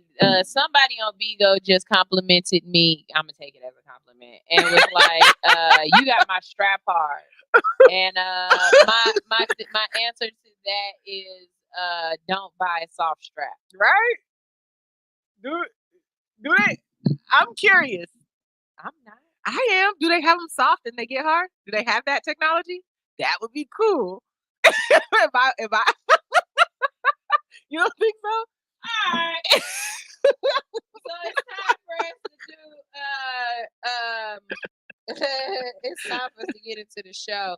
Before we do, though, I have a quick question for y'all. You ready for my question? Ready. Who do you think is going to get the Brittany Garner first interview? What's her face? Robin. Not Gail, but Robin. You think she looked like them? Really? Hell yeah, she looked like she played basketball for a boys team. Robin. You don't think so? I'd give it to Robin. I definitely believe it's gonna go to a black woman. It better. It's gonna be Gail, or I think that's her name, Robin Roberts. That's her name. Yeah. It's got to be. I mean, Gail, of course, whatever. But I think Robin Roberts would be a better fit. You don't think she would go to Oprah? Would Oprah want that interview? Oprah, unless she brings Barbara Walters back. Because who the hell has seen Barbara Walters in the past 5 years? Nobody. I mean, at a certain point, you can only Botox, but for so far. I mean, I'm saying though. I mean, or does she go the sports route, the ESPN route? I'm pretty sure at this point her cheeks are touching her fucking clavicle. Who, Barbara? Yeah. Barbara. No, she. Yeah, I'm not. I don't even want to. Yeah. Oh yeah, Carrie Champion. She would. I don't think she'll get the interview though. She's a fine ass sports reporter. I worked with her a couple times. She's good, but she does announcing and stuff like that. But I really see more established someone like a Gail or a Robin Roberts doing that. I'm going. What Robert. if they gave it to Shaquille O'Neal or Shannon Sharp? No, don't do it. Don't do it. It's got to be a female. It has to be a female. Does it? It does. It has to be a female, just because of the whole situation. This whole situation is about the demographics, alphabets, colors, orientation, all of that. So yeah, you got to give it to a female, preferably a gay one. Situation is about weed. No, it's about demographics. Else her ass would still be over there. If it was a white man, they wouldn't have got him out. They had to get her out because she was a black gay. I'm assuming. I don't know what her letter is, but she's black. All of that. Yeah. She's got a whole ass wife. Yeah, I just don't know which letter she used. Gay. I don't know if she used a G, a B, a C. I don't know. But yeah, give it to Robin Roberts. It makes the most sense. They could shoot some free throws together and whatever else they do. All right, so it's time for Bro I Got Fired. Unc Shay Shay been standing up for her the whole time. Not Unc Shay Shay. Why am I gonna call that man Uncle Shay from now on? Get off our line. You done fuck my world up. And why he got on lipstick in my head? Yo, Uncle Shay Shay. From now on, whenever somebody posts something with him on it, I'll be like, look at Uncle Shay Shay. What's the movie? Remember the it was like Charles Barkley grandmama back in the day, like Penny Hardaway's grandmama. It was a commercial, and it was somebody's grandmama shooting basketball, but it was them dressed up as the grandmama. Yeah, that's what I see. That's what I see. His big 7-foot ass. All right, y'all. We got to do Brad got fired. Oh Lord. Okay, so we got a couple of them. I'm gonna let y'all determine what we talking about. We've got Bad Mom, CUP, Baked Inmate, or Shit Sandwich. Goodness gracious. Are we going through all of them? We don't have time today. Damn. Something will be left for next week. I need Shit Sandwich and the one prior to that. Baked Inmate? Yeah. Oh, yeah. That one was bad. Yeah. Shit Sandwich. How about Shit Sandwich and Bad Mom? Okay. Shit Sandwich and Bad Mom. All right, we're going to start with a Shit Sandwich. How many times did I say that? A couple. Y'all ready? Y'all ready? A Texas police officer who once gave a homeless man a feces sandwich has been fired again after an outpouring of anger. Oh, God. I'm sorry. Oh. Okay, so here we go. A Texas police officer was fired from the San Antonio Police Department after 2 incidences involving feces. The officer first lost his job in 2016 after giving a homeless man a feces sandwich. And now he's been fired by a second Texan, the police department. The San Antonio Police Department indefinitely released Matthew Luckhurst after a separate incident from 2016. He was later hired by a police department in Floresville, Texas. The city's mayor said there had been an outpouring of emails from locals who were unhappy Luckhurst had been re-employed as a police officer.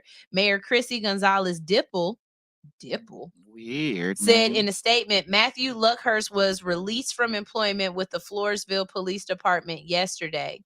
Our city manager, Andy Jocelyn, is implementing stricter hiring policies for all city of Floresville employees. He is also working with Chief Hera on the reserve program. Luckhurst was first terminated by the San Antonio police in 2016 after internal investigation determined that he placed feces between sandwiches of bread and gave it to a homeless man while he was on duty. The police officer won an appeal over the feces sandwich incident due to local government code that prevents officers from being disciplined for conduct occurring over 180 days ago. Wow. You effing lying. That's the highlight of the story. I know you effing lying. So basically, we just gonna sweep this under the rug after for 6 months, and we gonna spin our wheels, and then right at 181 days, we can't prosecute him. I know you effing lying. That's a crazy ass law. He was given a second indefinite suspicion following an investigation into a separate incident in which he allegedly failed to flush feces down the toilet in the women's restroom at a downtown bike patrol and spread a brown tapioca-like substance on the seat. He played a prank. Luckhurst took responsibility for the toilet incident, but said that it was a prank and apologized. In hindsight, it was immature. How old is this man? How old do you have to be a police officer? Apparently like 12. However, he did not win his appeal against the toilet incident. The arbitrator assigned to the case deciding that SAP PD Chief William McManus was justified in terminating him, citing the egregious nature of Lockhurst's conduct aimed at women. Forget women, period, people. Sure. And why are you playing with boo-boo? Yeah, you need to have sex, sir. You need to have good sex because you wouldn't have time for this weird shit if you was having sex. Like, that's strange. And then how did it get this far? Why were you in the women's bathroom playing? Yeah, that's what I'm anyway? saying. Why and you in there? Boo-boo did you do? I got so many questions. Did you wear a glove? No. Or did you just Smeared the and boo-boo licked on the toilet? Better yet, why are you playing in toilet anyway? And tapioca don't look like shit. It looks like semen more than shit. And then who you fed that homeless man. Yeah, why? Like, and then the homeless man that ate it, you didn't smell the shit on the sandwich when it got up to you. I don't know about y'all, but I sniff everything before I eat it. Before it goes in my mouth, everything gets smell tested. Hell, I'll smell the door handle before I touch it. I smell it all. I'm just saying though, like No. Yeah. No. I need to see a point. What's the point? Did you record it and laugh later? Like, what was your point? You need sex, sir. My final answer. Weirdo. And then he was a cop. No, because he sounds like the type of person would want you to boo-boo on him. Well, and then want you to defecate on him. if she wants to, y'all do that. But you need to. He needs to be occupied because he's obviously still a little boy. And I have this theory: them grown-ass men who play pranks don't get good sex. Because what are you doing with your life? You need to have a woman or something that you can release all that on to. Just don't. People are getting just nastier and nastier by the day. He probably did it for social media. Had to have. Because what's the point? That part. What is the point?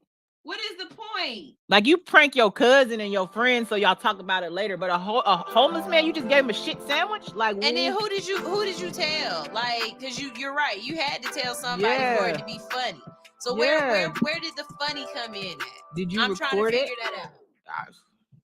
I'm with you, friend. Yeah, I don't know. You nasty. You just nasty. Okay, so I want to do Bad Mom, but I also want to do CUP. Okay. Because it makes sense since we're talking about boo-boo. Okay. All right, so we're going to go to CUP. Spell I cup. You don't remember that when we was in? Can you spell I cup? A Phoebe employee is fired for recording other employees in the bathroom. What are y'all doing? This is out of Albany, Georgia. Yeah, so Albany. This is they're close by. Shout out to Phil Mob. A Phoebe employee was fired after a phone was found in a restroom recording other employees, according to the health system. A phone was found in a restroom at Phoebe Physicians on Monday. When the issue was reported, the employee admitted to placing the phone in the bathroom to record whomever walked in. Phoebe officials released a statement to WALB News regarding the incident. Nothing is more important to us than safety of our patients and Phoebe family members. When one of our employees discovered their privacy and safety had been placed at risk at one of our non-hospital facilities, we immediately investigated and determined no compromising images were captured. Shut up, lying to me. Shut up, lying to me. You saying they got a camera of me back in my tinker tank onto this water tank to let water drop into this toilet and you didn't get no compromising position? Sir, this is the money shot. Right? I'm trying to say, where'd you put the camera? What? Or did it just get discovered prior to? I'm hoping. No, you got to put it in place first. I didn't watch Law and Order every enough time to know how this go. But it was a phone, so they really couldn't hide it. He chose the wrong device. He need one of them. He got the whole phone in that motherfucker. You know them iPhones be big too. The whole brick in there, sir. And it was your phone. They literally just powered it back on and it said Tom's phone. And they came to your cubicle, sir. Who? Fuck grace and perspective. Yeah. I got questions, y'all, because even little babies know not to fuck with shit. Yeah. Like, even little babies be like, why are y'all on this R. Kelly notion of wanting to see pee and poop? I'm good. There's nothing sexual. Y'all acting like little pit bulls around here. Ain't nothing sexual about pee and poop. At all. I mean, I'm not like, I find sex in everything. I think I'm the expert on this. Sex is in everything except pee and poop. Except defecation. Like, what? I don't get it. Defecation and urination should have no part of sex because there's too much cleanup involved. We definitely not doing this on my bed. I mean, you put the plastic down. The tarp. You still gotta clean the plastic up. And who wanna have sex on plastic? Nobody. Nope. That's why your grandma put that plastic on her couch, because nobody has sex on the plastic couch. They said your grandma put plastic on the couch because she a squirter. Shout out to Grandma Carlucci. She had plastic on the floor too. I get it from my grandmama. Yeah.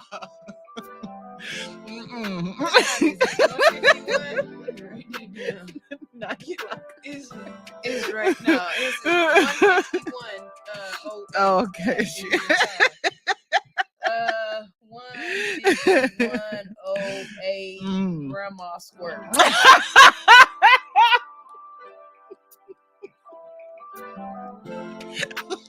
Yep. I guess you can't call kids squirt anymore, huh? That used to be a common nickname in the 50s.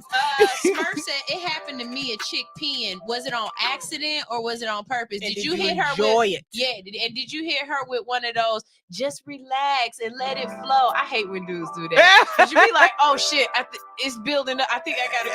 Be like, nah, you're about to squirt. Just relax and let it flow. And then all of a sudden it's all up your back. Bitch, that was pee. Ramen noodle juice. We all know squirt is ramen noodle juice. It's got like a of pee. That's why you gotta drink a lot of water. You got no, you are not.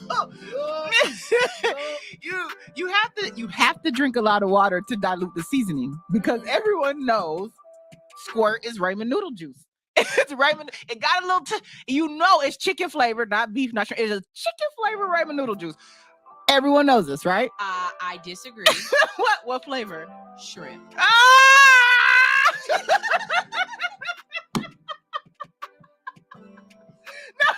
That's seafood. They said that the employee responsible was terminated, and Phoebe officials said Albany Police Department was contacted to further investigate the incident. Y'all, make sure y'all look. You look. I know you're supposed to look and see if they got tissue before you back that thing up. But baby, make sure it ain't nobody else in there watching. Yeah. Okay? Because that's especially a violation. In public bathrooms. Like y'all just willy-nilly going to Walmart and peeing. No, in yeah. Publix. Stop that shit. And that shit is violating for real. Like she peed on you, Smurf. She did. And you liked it. She told you it was squirt. And it's all in your bed. It is. She just left her juices. It is. You ever just be craving ramen noodles in the middle of the night? You be like, asparagus. Why do I that little yellow seasoning pack? I hope she didn't do it up by your That's pillow. Dry squirt. Make her do it at the bottom of the bed. Flip the mattress over. All right, we got another one. This one right here, we got to discuss this because you bring your to the front of the congregation. A teen discovers that an anonymous stop it. I don't want to pull up Complex. No, I don't want to read your latest cover story. I want to read this story. A teen discovers that an anonymous cyberbully who harassed her was her own mother. A Michigan woman was arrested and charged this week in Isabella County for her role in a catfishing scheme that targeted her own daughter. According to the New York Post, Kendra Gail Licari, 42, of Mount Pleasant, was charged on Monday with 2 counts of stalking a minor, 2 counts of using a computer to commit a crime, and 1 count of obstruction of justice. Licari's daughter and her then boyfriend were being cyberbullied, but they didn't know it was Licari until they identified her this past spring. The cyberbullying stemmed from a December 2021 complaint to Bill City Schools, which means the harassment was going on for well over a year. At the time the report was made, Licari was a girls basketball coach at Bill City Schools. Isabel County prosecutor David Barberi said FBI analysis were able to identify Licari as the cyberbully through her IP addresses that were used to send the harmful messages. Barbari says that they compiled 349 pages of text and correspondence with the teens. In addition, she was accused of using VPN to frame her daughter's peers with the cyberbullying. Licari has since made a full confession. Licari is due back in court on December 29th to determine if there's enough evidence to go to trial. Why did you do this to your baby? And what could you possibly be bullying your child with? She didn't want them to be together. That's exactly what that was. She did not want her daughter to be with that boy. I don't know how her logic decided this was the way to handle it, but I guarantee you that's what it was. She probably, and then she framed her friends, which is even worse. It's like another layer. You could have just bullied her, but then you framed her friends, so you're eliminating everyone out of her life. Oh my God. Your ass crazy. Like y'all just weird. I mean, so you don't think that there's a good reason that she should have been thrown in jail for that? Smurf says, wow, they just throwing people in jail for no reason nowadays. So you don't think cyberbullying is a reason to throw her in jail? Depending on what she was saying to her, it definitely could have been traumatizing to the child. I mean, cyberbullying, people cyberbully and tell people to kill themselves. And people do, yeah. People cyberbully people all the time and tell them that they're hurting to hurt themselves or to do things. Like, I think with especially who it came from, that it's so egregious that it does warrant some sort of jail time. Now, I'm not saying put this woman in jail for the next 20 years or nothing like that, but she definitely deserves a sit down and shut the hell up. She's a community service. She needs about probably 100,000 hours. I don't want you with the community. Oh no, you gonna be on the side of the road. You've already shown that you don't know how to act in the community. You on the side. You don't deserve to clean up my trash. You deserve to go sit your ass down. I feel like this is a civil situation. I wouldn't put her ass in jail just because it was her daughter. Actually, I hear what you're saying, but I would go the opposite way. But her ass is retarded. I mean, can't use that word. Her ass is something wrong with her, because it's something. And I'm sure this is not the only thing she's done to her daughter. Like, I'm sure she's tortured her daughter probably your entire life. But I definitely think she need to pay her daughter some restitution. She needs to pay that boy. Now she could go to jail for bullying the boy, and then civilly has to take care of her daughter. Like, you need to do something has to happen, because your brain ain't right. It's not right. But I mean, how do you learn the lesson? How do you teach an adult a lesson? Jail. That's the only way. Now he's Smurf also says people bully their kids on a daily by the way they discipline their children nowadays. I agree with you. I do agree with you. People are very much bullies to their children. That young lady who cut off her daughter's hair as a way of trying on social media, as a way to punish her, that definitely was being a bully. The way a lot of people talk to their children is definitely being a bully. But with the way social media is now, I want to know to the extent of the bullying, because she could have done things like posted pictures of her daughter for the other kids to see, so that not only was she being bullied by was her daughter being bullied by her, but now the kids at school are bullying her daughter. You know what? I am interested in what ways did she bully, because I'm going to play devil advocate only for this quiet second. But think of how we think of, we say bring bullies back, right? What did she say? Was it a full-on bully, or was it a for a year? It's gotta be, right? I mean, I'm That's sure it not a was. lesson. I'm sure it was, but I maybe wonder. a month is a lesson. A year is terrible. What if she's saying things like your hair's ugly, or you know what I'm saying, things like that? Then I don't think the FBI would have gotten involved. The fact that they said that the FBI was involved lets me know that whatever she did and said was so egregious that they felt compelled to find this person and find who they were and why they were. Well, they had to, because the mom filed a complaint, which made no sense if you're the one doing it. The mom filed a complaint it did not happen at school, but the mom filed a complaint to the school. How do we know the mom filed the complaint? She went up to the school. How do we know the kid didn't file a complaint to the school? The mom went up to the school as basketball coach, as is my daughter's being bullied. Y'all need to find the person who did it. Frame the kids. This is what I read over the weekend. Frame the children, the other children, and said they did it. But I know once you do over the internet shit, it's already FBI, because now it's federal. Yeah. But the fact that she framed other kids would make me say she need to go to now jail that's too. jail worthy. I agree with that too. Because you really messing wanna up somebody else's life. And what if they would have just believed her because she was the basketball coach? Like, oh well, we believe you, and didn't investigate. They would have been. And then my brain takes it a whole nother place with it. How do we know extortion wasn't in there at some point in time too? I mean, it's a lot. It's a lot. It's a lot to go along with this, and whatever it is, yes, I do absolutely feel as though she deserves some sort of jail time, at least 2 years. You at least deserve to be in jail the amount of time that you bullied this child.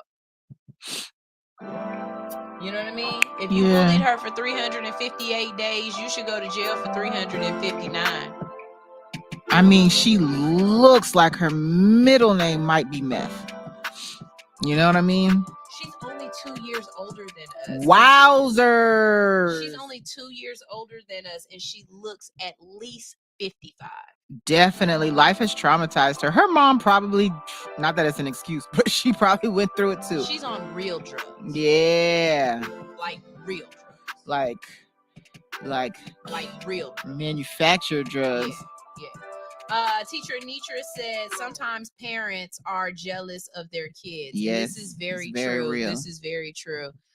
She said, as the child, I wouldn't trust my mom. You went through all of that to get me to not date someone. That's horrible. Now, it's still allegedly because they haven't gone to trial, but I would like to know what her reasoning behind this was. Like, what she felt like she was doing this for. And if she did feel as though she was doing it for a good reason, or she felt as though she was justified, I would like to see her in a mental institution instead of being in a jail. Yeah. Because obviously something is wrong with your brain. Her picture looks like something's wrong with And her I brain. also want to know how old the child is. Because if you was doing something like this to an 18-year-old, I would feel completely different than if you were doing it to a 12-year-old. If you were doing it to a 12-year-old, this makes absolutely no sense. It's more egregious. That child still hasn't learned how to deal with bullies, hasn't learned how to circumvent the internet and protect themselves. At least at 18, I believe that the child is old enough to, you know what I'm saying, try to protect themselves in some way across the internet. At 12, absolutely not. And I just this is just absolutely ridiculous. It's just so disgusting. It is. It's so absolutely disgusting. And she needs to be bullied back. And the only place that you can really bully an adult is in jail. Facts. Big true. I've been. Trust me. Why'd she say it like that? Trust me. You think we talking about boo boo now? Boo boo in jail is a different kind of boo boo. Okay. Yeah. I'm telling you right now, that's a whole different kind of boo-boo. Okay, she was a minor. She was charged with stalking a minor. So minor is anything under 18, right? Mm-hmm. I still want to know the age. Me too. I want the details. I do too. We'll try to figure out ways to stay up on this story. Y'all, this is All Hustle, No Fear. It's time for us to go to our last break of the day. But I need you to know some things about not only Hits 92.3, but also about Hits 92.3. Hits 92.3 has some of the best shows on this platform right now. We are growing and glowing. Write that down. Growing and glowing. Growing and glowing. Okay. After All Hustle No Fear today, we have Royal Couch Radio. They are a new show and they will be on. Also, I heard it's almost time for Willie Hen. Oh shit! It's almost time for Willie Hen to get started and get his show started. And that's Willie Hen. And I also heard we've got another show that's about to start up. So I'm really looking forward to the Hits 92.3 lineup. Around the Christmas season or the end of the year is usually when we reset shows, because a lot of people start over. A lot of people, you know, the winter time is the downtime for them. But if you are a podcaster, if you go live on Instagram or you go live on YouTube or Facebook, TikTok all the time, if you have something to say, if you have good ideas, I would love to see you get into the Hits 92.3 email. Tell them you want a show. Mm-hmm. I promise you though, I'll never back another person to get a show again. Nope. I co-sign one person and I'll never co-sign another person. Yeah, it's hard to co-sign people in this industry. It's hard to co-sign people in this yourself. industry. Yeah, because who you are online is completely different than who you are on the radio. This is not as easy as it looks. And just because you have podcasts before does not mean that you can necessarily move right out on it. Kel's words exactly are, she wrote, "We're not looking for hobbyists." You know, podcasting is a very trendy hobby. Yeah. She's looking for businesses. Right. Because we're trying to take this, we want this to be the next Radio One. Mm-hmm. You know, we want this to be the next big thing. And the only way we can do that is if we have people who are on the same mindset as us and trying to do the same things that we're trying to do. And that takes time. That takes time. Some of y'all give up right when y'all season is starting to blossom. Sheba, who's another show on here, and her year is coming up, so very proud of her. Yes, Plant the Seed Radio, and Sheba said something the other day that was just explosive for my brain. But she was like, there are different farmers that plant specifically in the wintertime. But this is the thing about planting in the wintertime. You're not going to see any growth. You're not going to see any growth. Not until the conditions are right.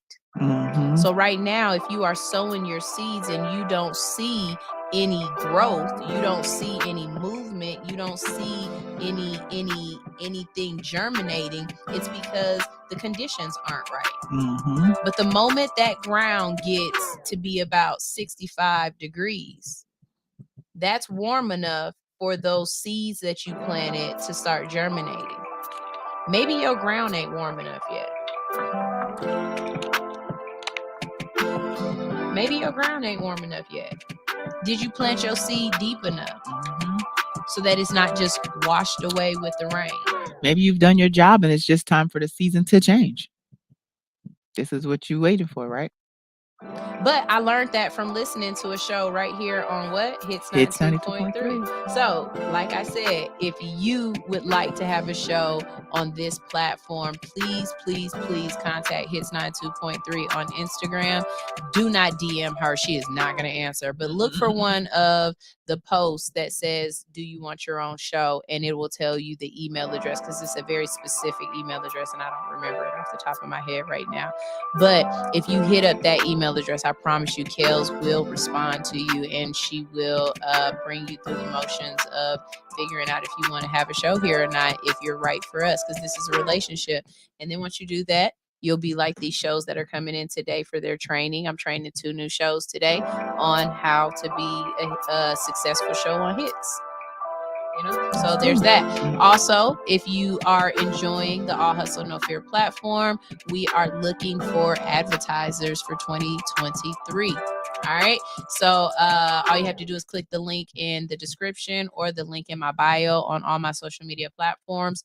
It will take you to information on how you can be a advertiser on All Hustle No Fear. As we said before, we are on so many platforms. Okay, so not only are we on social media platforms like Bigo, TikTok, and Instagram, Facebook, and YouTube, but we're also on the radio, which is an internet-based station, which is worldwide.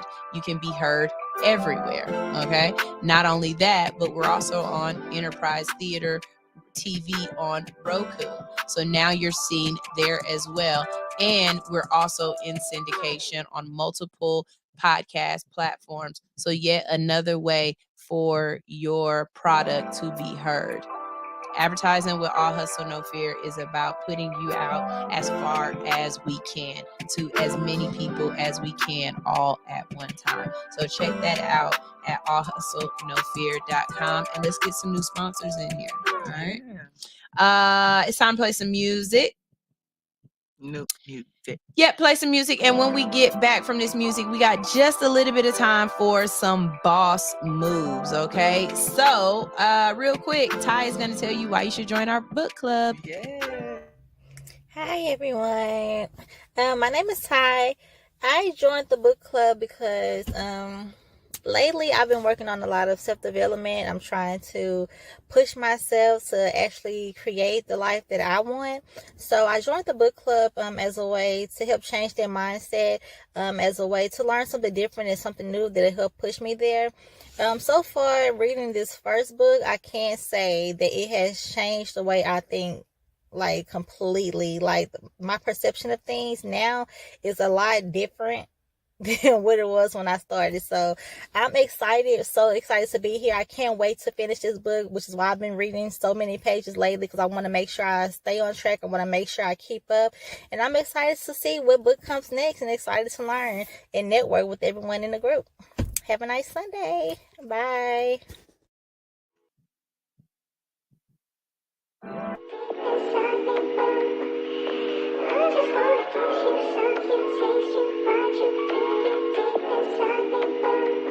Yeah, shining, we shining. I don't even need diamonds to know we blinded, we just shining. Got the sound so sonic, and I don't mean to be honest, but last I check I'm rolling with the set to catch a jet until the next. That's big money, doing big things. Coast to coast, I'm in the Land Rover, that's a big range. All in all, my mama proud of me, she see the big change. From the rip, my nigga style with me, yeah, the whole gang. Yeah, you know the name, who you trying? Yeah, Fuego, lay low, stay high, stay woke. Out in LA, shooting lines, oh nigga, that's ballin'. Yeah, Low Valley, know the set, where I'm from, where I rep, what I do, where I'm at, baby, please don't ask me. Yeah, all these questions and shit, just hop that ass in the whip, stunting out to the strip. Out in BK, making major moves, hooking up, word to Vic. You know the boy getting sick. Tell me who coded it. At the end of the day, I'ma keep getting this pay. Benjamin's all in the way, took a flight to LA. Photo shoot shot in 4K, then I might lay with your bae. At the end of the day, I'ma keep getting this pay. Benjamin's all in the way, took a flight to LA. Photo shoot shot in 4K, then I might lay with your bae. At the end of the day, I'ma keep getting this pay. Benjamin's all in the way, took a flight to LA. Photo shoot shot in 4K, then I might lay with your bae. At the end of the day, I'ma keep getting this pay. Benjamin's all in the way, took a flight to LA. Photo shoot shot in 4K, then I might lay with your bae. Yeah, I might lay with your bae. Yeah, I might lay with your boo. Baby, what you tryna do? Touchdown, just come through. Yeah, bad bitch with the crew, ayy. Yeah, you know how we do, yeah. Out here making moves, yeah. No time for the snooze, big money, yeah. Big cars for that big ass. Bounce back when I whip that. Hella loose on the gym black. About to vacate, get my mind straight. Hella sharp when I get back. Couple shows, you can count that. Hella cake off the kickback. Yeah, stay true from the rip, nigga. How to cleanse out the click, nigga. How to kill off the simp, niggas. How to let go, how to level up, double up to get rich, nigga. Thoughts cross past the rim, nigga. Head high, little brim, nigga. Yeah, I'm good all across the valley. Loon boy ask about me. Cushed up when they found me. Gang, gang, gang, if you niggas trip, you can go and that's about me. Got the crew right behind me. How you niggas gon' stop? At the end of the day, I'ma keep getting this pay. Benjamin's all in the way, took a flight to LA. Photo shoot shot in 4K, then I might lay with your bae. At the end of the day, I'ma keep getting this pay. Benjamin's all in the way, took a flight to LA. Photo shoot shot in 4K, then I might lay with your bae. At the end of the day, I'ma keep getting this pay. Benjamin's all in the way, took a flight to LA. Photo shoot shot in 4K, then I might lay with your bae. At the end of the day, I'ma keep getting this pay. Benjamin's all in the way, took a flight to LA. Photo shoot shot in 4K, then I might lay with your bae.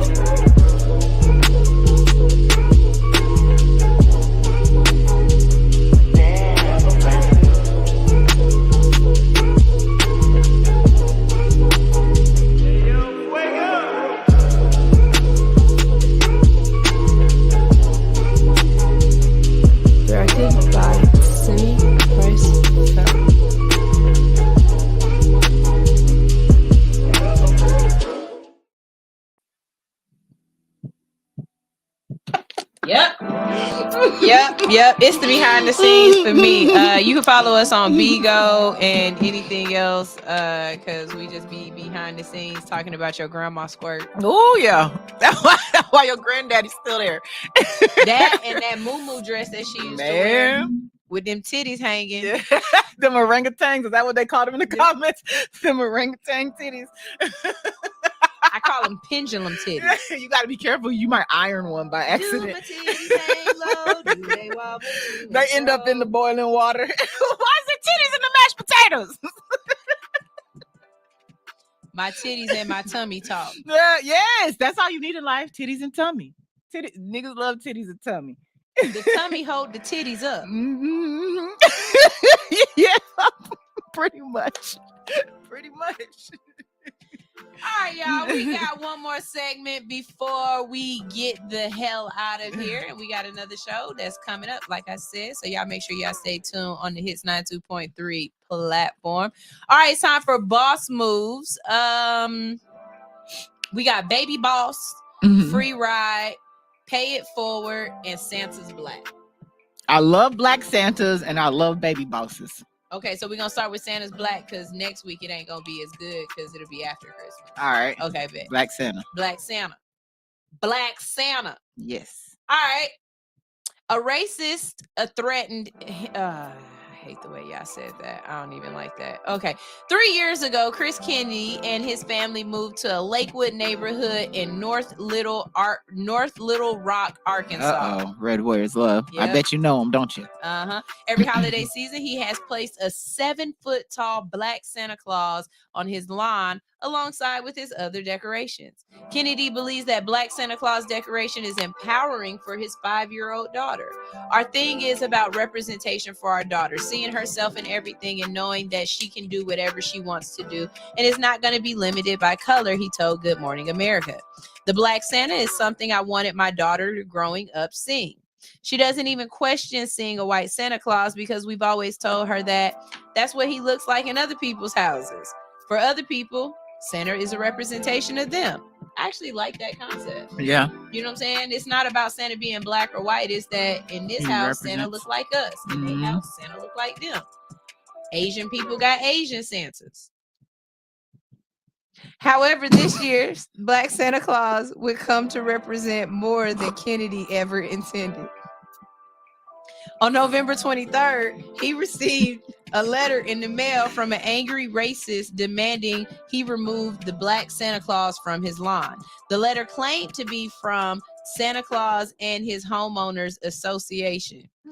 It says, please remove your nigga Santa Claus Santa Claus yard decoration. You should try not to deceive children into believing that I am a nigga. With the hard ER. I am a Caucasian white man to you and have been for the past 600 years. Your being jealous of my race is no excuse for your dishonesty. No, dishonesty. Okay, he spelled it right. Okay. Besides that, you are making yourself the laughing stock of the neighborhood. Obviously, your values are not that of the Lakewood area, and maybe you should move to a neighborhood out east with the rest of your racist kind. Yours truly, Santa Claus. Wowzers. The letter was accompanied by a photo of Santa Claus making a thumbs down gesture. Kennedy was obviously incensed by the letter, so he read it on Facebook Live. He also spelled Claus wrong, just so you know. Yeah, I thought so too. He then contacted the local police department and post office to see if they could track down the racists. Within a few hours, Kennedy was surprised to receive messages of support on Facebook from people that he had never met.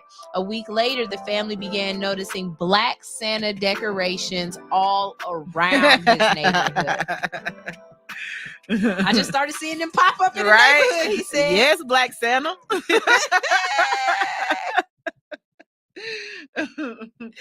Since the incident, the Kennedys have received Black Santa Claus gifts and countless messages of support. When the people asked how they can help, he told them to donate to the Ronald McDonald House Charities of Arkansas. The nonprofit offers housing to families of sick children. So far, the donations have covered over 200 nights of housing. Oh, that's dope. That's beautiful. Yeah. The Homeowners Association has denied any connection with the letter and is proudly displaying a black Santa Claus at its headquarters that was donated by a resident. To try to falsely blame us and say that those are our views was pretty upsetting, Evan Blake, director of the Homeowners Association, said of the racist letter. We support Chris completely and everyone else in Lakewood too, and adding a black clause to the holiday display is something else we can do to show our support. Kennedy is still upset about the letter, but has been encouraged by the reaction his family has received after the incident. I'm not happy that it happened, but I'm happy that the conversations are being had. I'm happy that he got donations to his charity. In saying that, it brings a great segue to something that I have been thinking about lately. Mm-hmm. So again, listening to other great shows on this station. I was listening to Vonnie in the City a couple of Sundays ago, and Vonnie was saying how she feels as though it's instrumental that even if you have the things that you do in your business and the hobbies that you do, you should have something in your life that is service, that you are giving back. And you're not giving back money, you're giving back your time. Mm-hmm. You are volunteering towards something that you are passionate about. So for Vonnie, she's very, very passionate about sex trafficking in Atlanta. She has learned tons about it, and she works with different organizations, victims' rights, and she's actually the reason why Georgia has certain sex trafficking things in place. We'd have to talk to her about it. Yeah. She's gone to the Capitol to get bills changed, and she's a force in her community. Mm-hmm. Without sounding insensitive or sounding selfish on the bad end, not the good end, I have been thinking for the past 2 or 3 weeks since she said that, like, what would be something that I am truly passionate about, that I could volunteer my service to? Now I've listened to you. You volunteer your service for passion projects and things that you are very concerned with. Mm-hmm. And a lot of times it has to deal with racism. Mm-hmm. Yep. I want to find that thing that makes me say, I want to get out and I want to lend my voice. That's something that I want to do this year. I want to find something that I feel passionate about, that I want to I want to do more than just donate. Yeah, I could definitely see you doing some of these reading programs that are in school with kids. I could see you being a part of that. I definitely there's truth into everything you're saying. This is a fulfillment. I used to speak on it more. I don't anymore. I dedicate my time to racism, like you said, and homeless situations like that. And I pull up, I do a lot of different things and that kind of stuff. When I was younger, I talked about probably more loudly, but now I enjoy just knowing that I do it. You know, I just enjoy having it as my own secret, like my own little thing. But it gives you a fulfillment that you really can't find anywhere else. So yeah, I rock with that. Yeah. Wow, that reading thing really, because my brain just thought of like 3 different things. Like everybody does a coat drive. Mm-hmm. What if we did a book drive? Yeah, you do a book What drive. books would you want to donate to a kid? And not only just donate to them, but I want you to write something special in the inside. You don't know who the book is going to, but write something that might something encourage this person. You know what I mean? And we can have different age groups for the books. Yeah, and you know what I mean? There's a million ways. My sisters were involved in a damn near fatal car accident. They were crushed and ruined. One of my sisters somehow found a way to get to the cancer unit of the hospital she was in, wheelchair and all, and she started playing with the kids who had cancer, and a lot of them were terminal. She was just volunteering her time. Like even when she was released from the hospital, she was still coming back, and she made relationships with one particular girl who ended up passing. But it was just when you watch the videos of it, you're amazed. Like I was amazed watching my sister being in the position she was in, but still finding a way to give back. And her whole reason that she did it was, she said when they got in their car accident, it just so happened to happen in front of a Bible study group. And they all came and prayed over the accident scene while everything was going on. And she felt compelled to give that back. And she did. And I just think that's just some kind of one of those intangibles. You die knowing that feeling. No one else knows that feeling that you got from that. You know, that's your feeling. And I think that's a beautiful thing, and it oftentimes get overlooked, especially with social media. So yeah, volunteer. Go read a book. Read a book. Oh, my bad. I'm sorry. Ty V says she's here for Black Santa though. I'm here for Black Santa too. I love me some Black Santa. Yeah. Ty B said promoting health through diet, volunteering to clean the earth and reduce global warming, volunteering at animal shelters. Nah, I don't do that animal shelter. I'm sorry, Ty. That animal shelter one. I ain't gonna make it up. I ain't gonna show up. I ain't gonna show up because I don't like being licked. I don't not like that. Animals can't lick me where I want to be licked. So volunteer, and that's too much barking, and cats stink. So, and that's exactly what I was thinking about. I was like, it has to be something that I would want to keep doing without having to feel as though it was a chore. Yeah, you know what I mean? Like it has to be something I want to do just innately, without feeling like you're obligated. I'm obligated. Yeah. Volunteering at an animal shelter is an obligation. That's a job. That's a job, bruh. Volunteering to clean up the earth. Y'all is nasty. See, I'll do that. Ghetto. I like that. I'll do that. I wanted to be an environmentalist when I was young. Y'all already killed that out of me. I'm sorry. Y'all took that. Y'all took that way. Y'all destroyed that. Every time I see one, for me, volunteering to clean up the earth is every time I see y'all throw something out your car, pick it up and throw it at your car.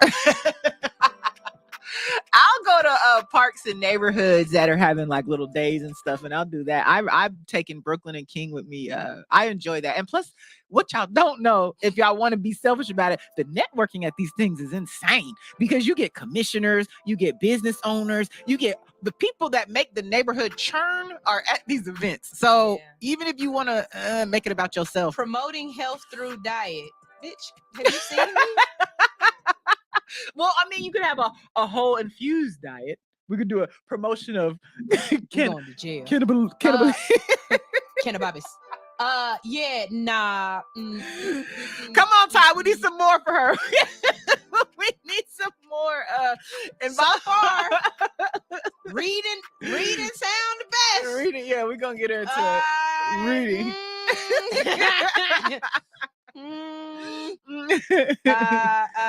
Anitra, do you have anything? Anything? Hey, fellas, y'all got any ideas? You know what I'm saying? Because and you can do volunteering independently, y'all. Y'all don't have to join a group or an organization because people tend to think, well, who do I? No, you can do it on your own. I'm not a big people person like that. I do this shit on my own. Ty Get said the people to books. join me. Let's stick with the books. Right. And sex is not volunteering. Nope. You can't just be giving out for free. That is not. Nope. That is not what we're talking about. Nope. Let's see.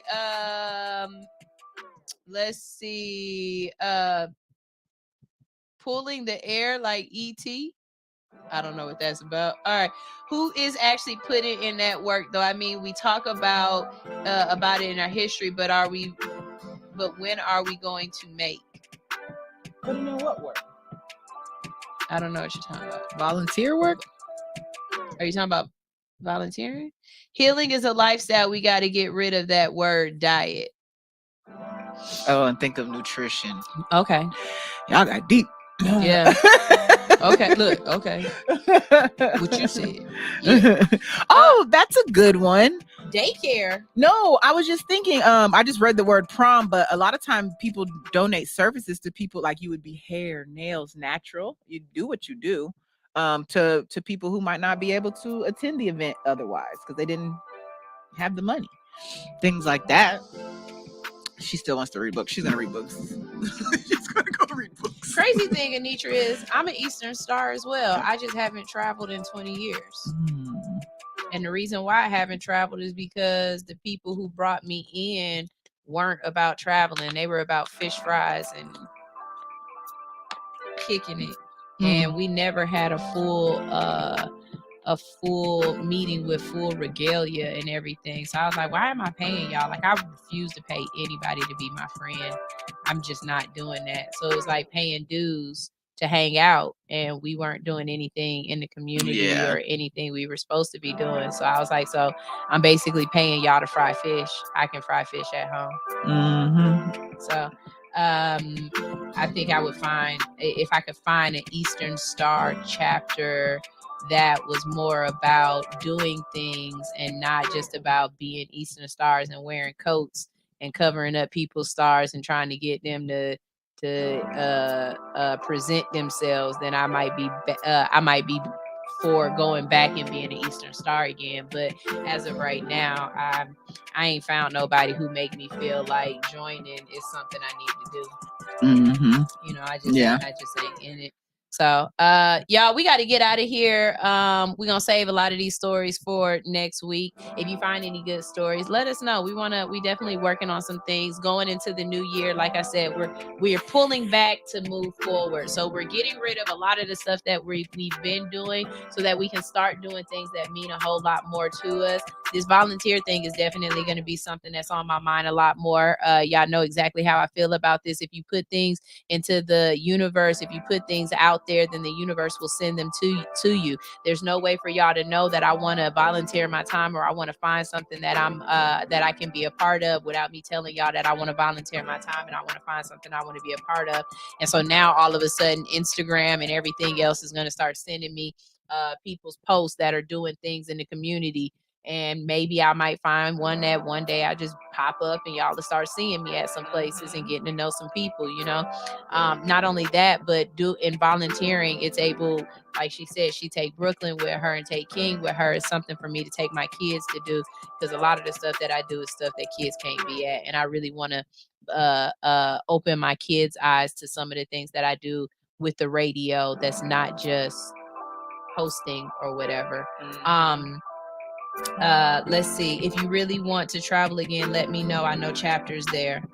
I am interested in finding like-minded people if being around them inspires me to pick up my regalia. I don't even have regalia anymore. I think I still have my book. I do think I still have my book. But if it inspires me to start again, I have no problem starting again. I will say this: anybody that feels as though I got to cross over the burning sands and you got to put your hands on me, I fight back.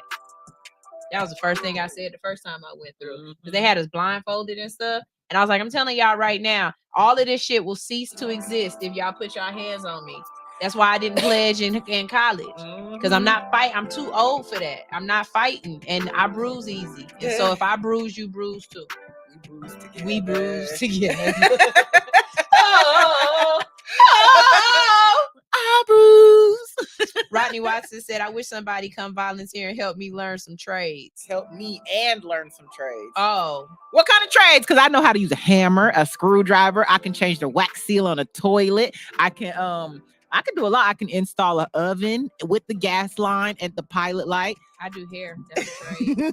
I do hair. I'm in cosmetology. That's a trade. And Yeah. I trade. I teach people how to trade Forex. Them the only trades I know. They killing all them. Yeah. They killing all them. Yeah, I don't know any other trades. So, but I see where you're coming from, and I think it's really cool. Somebody else said something about a clothing drive. Yana and I are volunteering Friday for a clothing drive, and we're sending Christmas cards to seniors. I always give back. Now that is something I might be able to do. I love old people. I love hanging with old people, but right now because of COVID, they want you to have 4 shots and everything else, so I can't go into the nursing home, but. That's definitely one way that, like, I go kick it with somebody in the nursing home and talk to the old folks and watch In the Heat of the Night with them and crack up. Oh, hell yeah, I'm all for that shit. You would be. Oh, hell yeah. Shout out to Rodney for always writing my name in capital letters. I love that shit.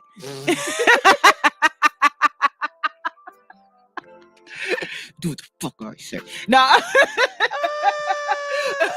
No, but you're right. Yeah, I can see you with old people. Old people and me don't work well. Yeah, neither do young people and me. I fucks with old people. But we got to go ahead and get out of here. As always, like I said, I always want to let y'all know you can find All Hustle No Fear on all your favorite social media platforms. We are here Monday through Friday doing the damn thing. You can catch us live Monday, Wednesday, Thursday, Friday on our social media platforms. On Tuesday, you got to catch us only on the radio. We will play a syndicated episode for you. Okay. Mm-hmm. What else do we need to let them know? Just drink your water. And stuff like that. So I don't. It's Monday. I don't think too many. So the ramen noodle juice ain't so ramen noodly. Yeah. Letting y'all know coming up on Saturday we have another Art and Spark. We've been doing Art and Spark every single day of the Christmas season, and I absolutely love it. Last Art and Spark, which was on Saturday, like 2 days ago, we painted balls. Ooh, did anyone paint blue? Christmas balls. No blue ones? No, they were white balls. Ah, white balls. My least favorite. Yeah. I said for the ugly Christmas sweater party, I'm gonna get a mistletoe and I'm gonna hang it right here at the front. Right there, so you know what to kiss. I mean, that should be your everyday regalia. That should be your everyday wear. Maybe you get a gold chain with a mistletoe on it, huh? Like a long one of them Gucci gold chains that he used to wear real long. Oh no, I'm gonna be like SNL and I'm gonna walk around. Oh, I got my cooch in a box. Cooch in a box. All right. With that being said, we have a contest coming up on Friday. We're gonna go ahead and start promoting it on Wednesday, but I'm letting you guys know early. You gotta follow Airport Vapes. You gotta follow All Hustle No Fear on YouTube, and you have to comment under the post when you see it. What you are commenting is your Instagram so that we can call you on Friday morning. We're gonna call you, and if you know the word that Kels absolutely hates, I sent it to her and she was dying laughing. She hates this word, y'all. Hates this word. And if you listen, we say it. Yeah. Every once in a while, and then we apologize to her. So you should know if you listen. Right. So if you know this word, you can win a prize from Airport Vapes. You do have to be 21 and older, and you have to live in Atlanta because I cannot mail this out. It stinks. That should be so good. It stinks so good. Can I win? Yeah. She said yes, and we're gonna cut the show right there. I'm trying to win. I want it. Kurt, can you send duplicates? I know that's right. You got enough money.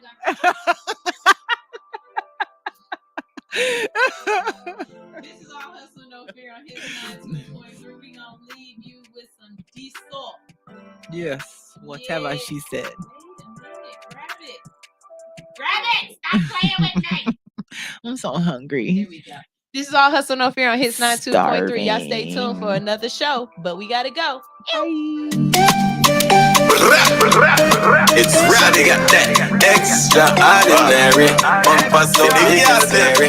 Juice like a strawberry. Got everything like the wine in theory. The nice style, them the regular, hear it. Hey, come here, girl, man, play with your body like the I'm a piano. Cock it up right there, so y'all draws up sheep like the name Cristiano Ronaldo.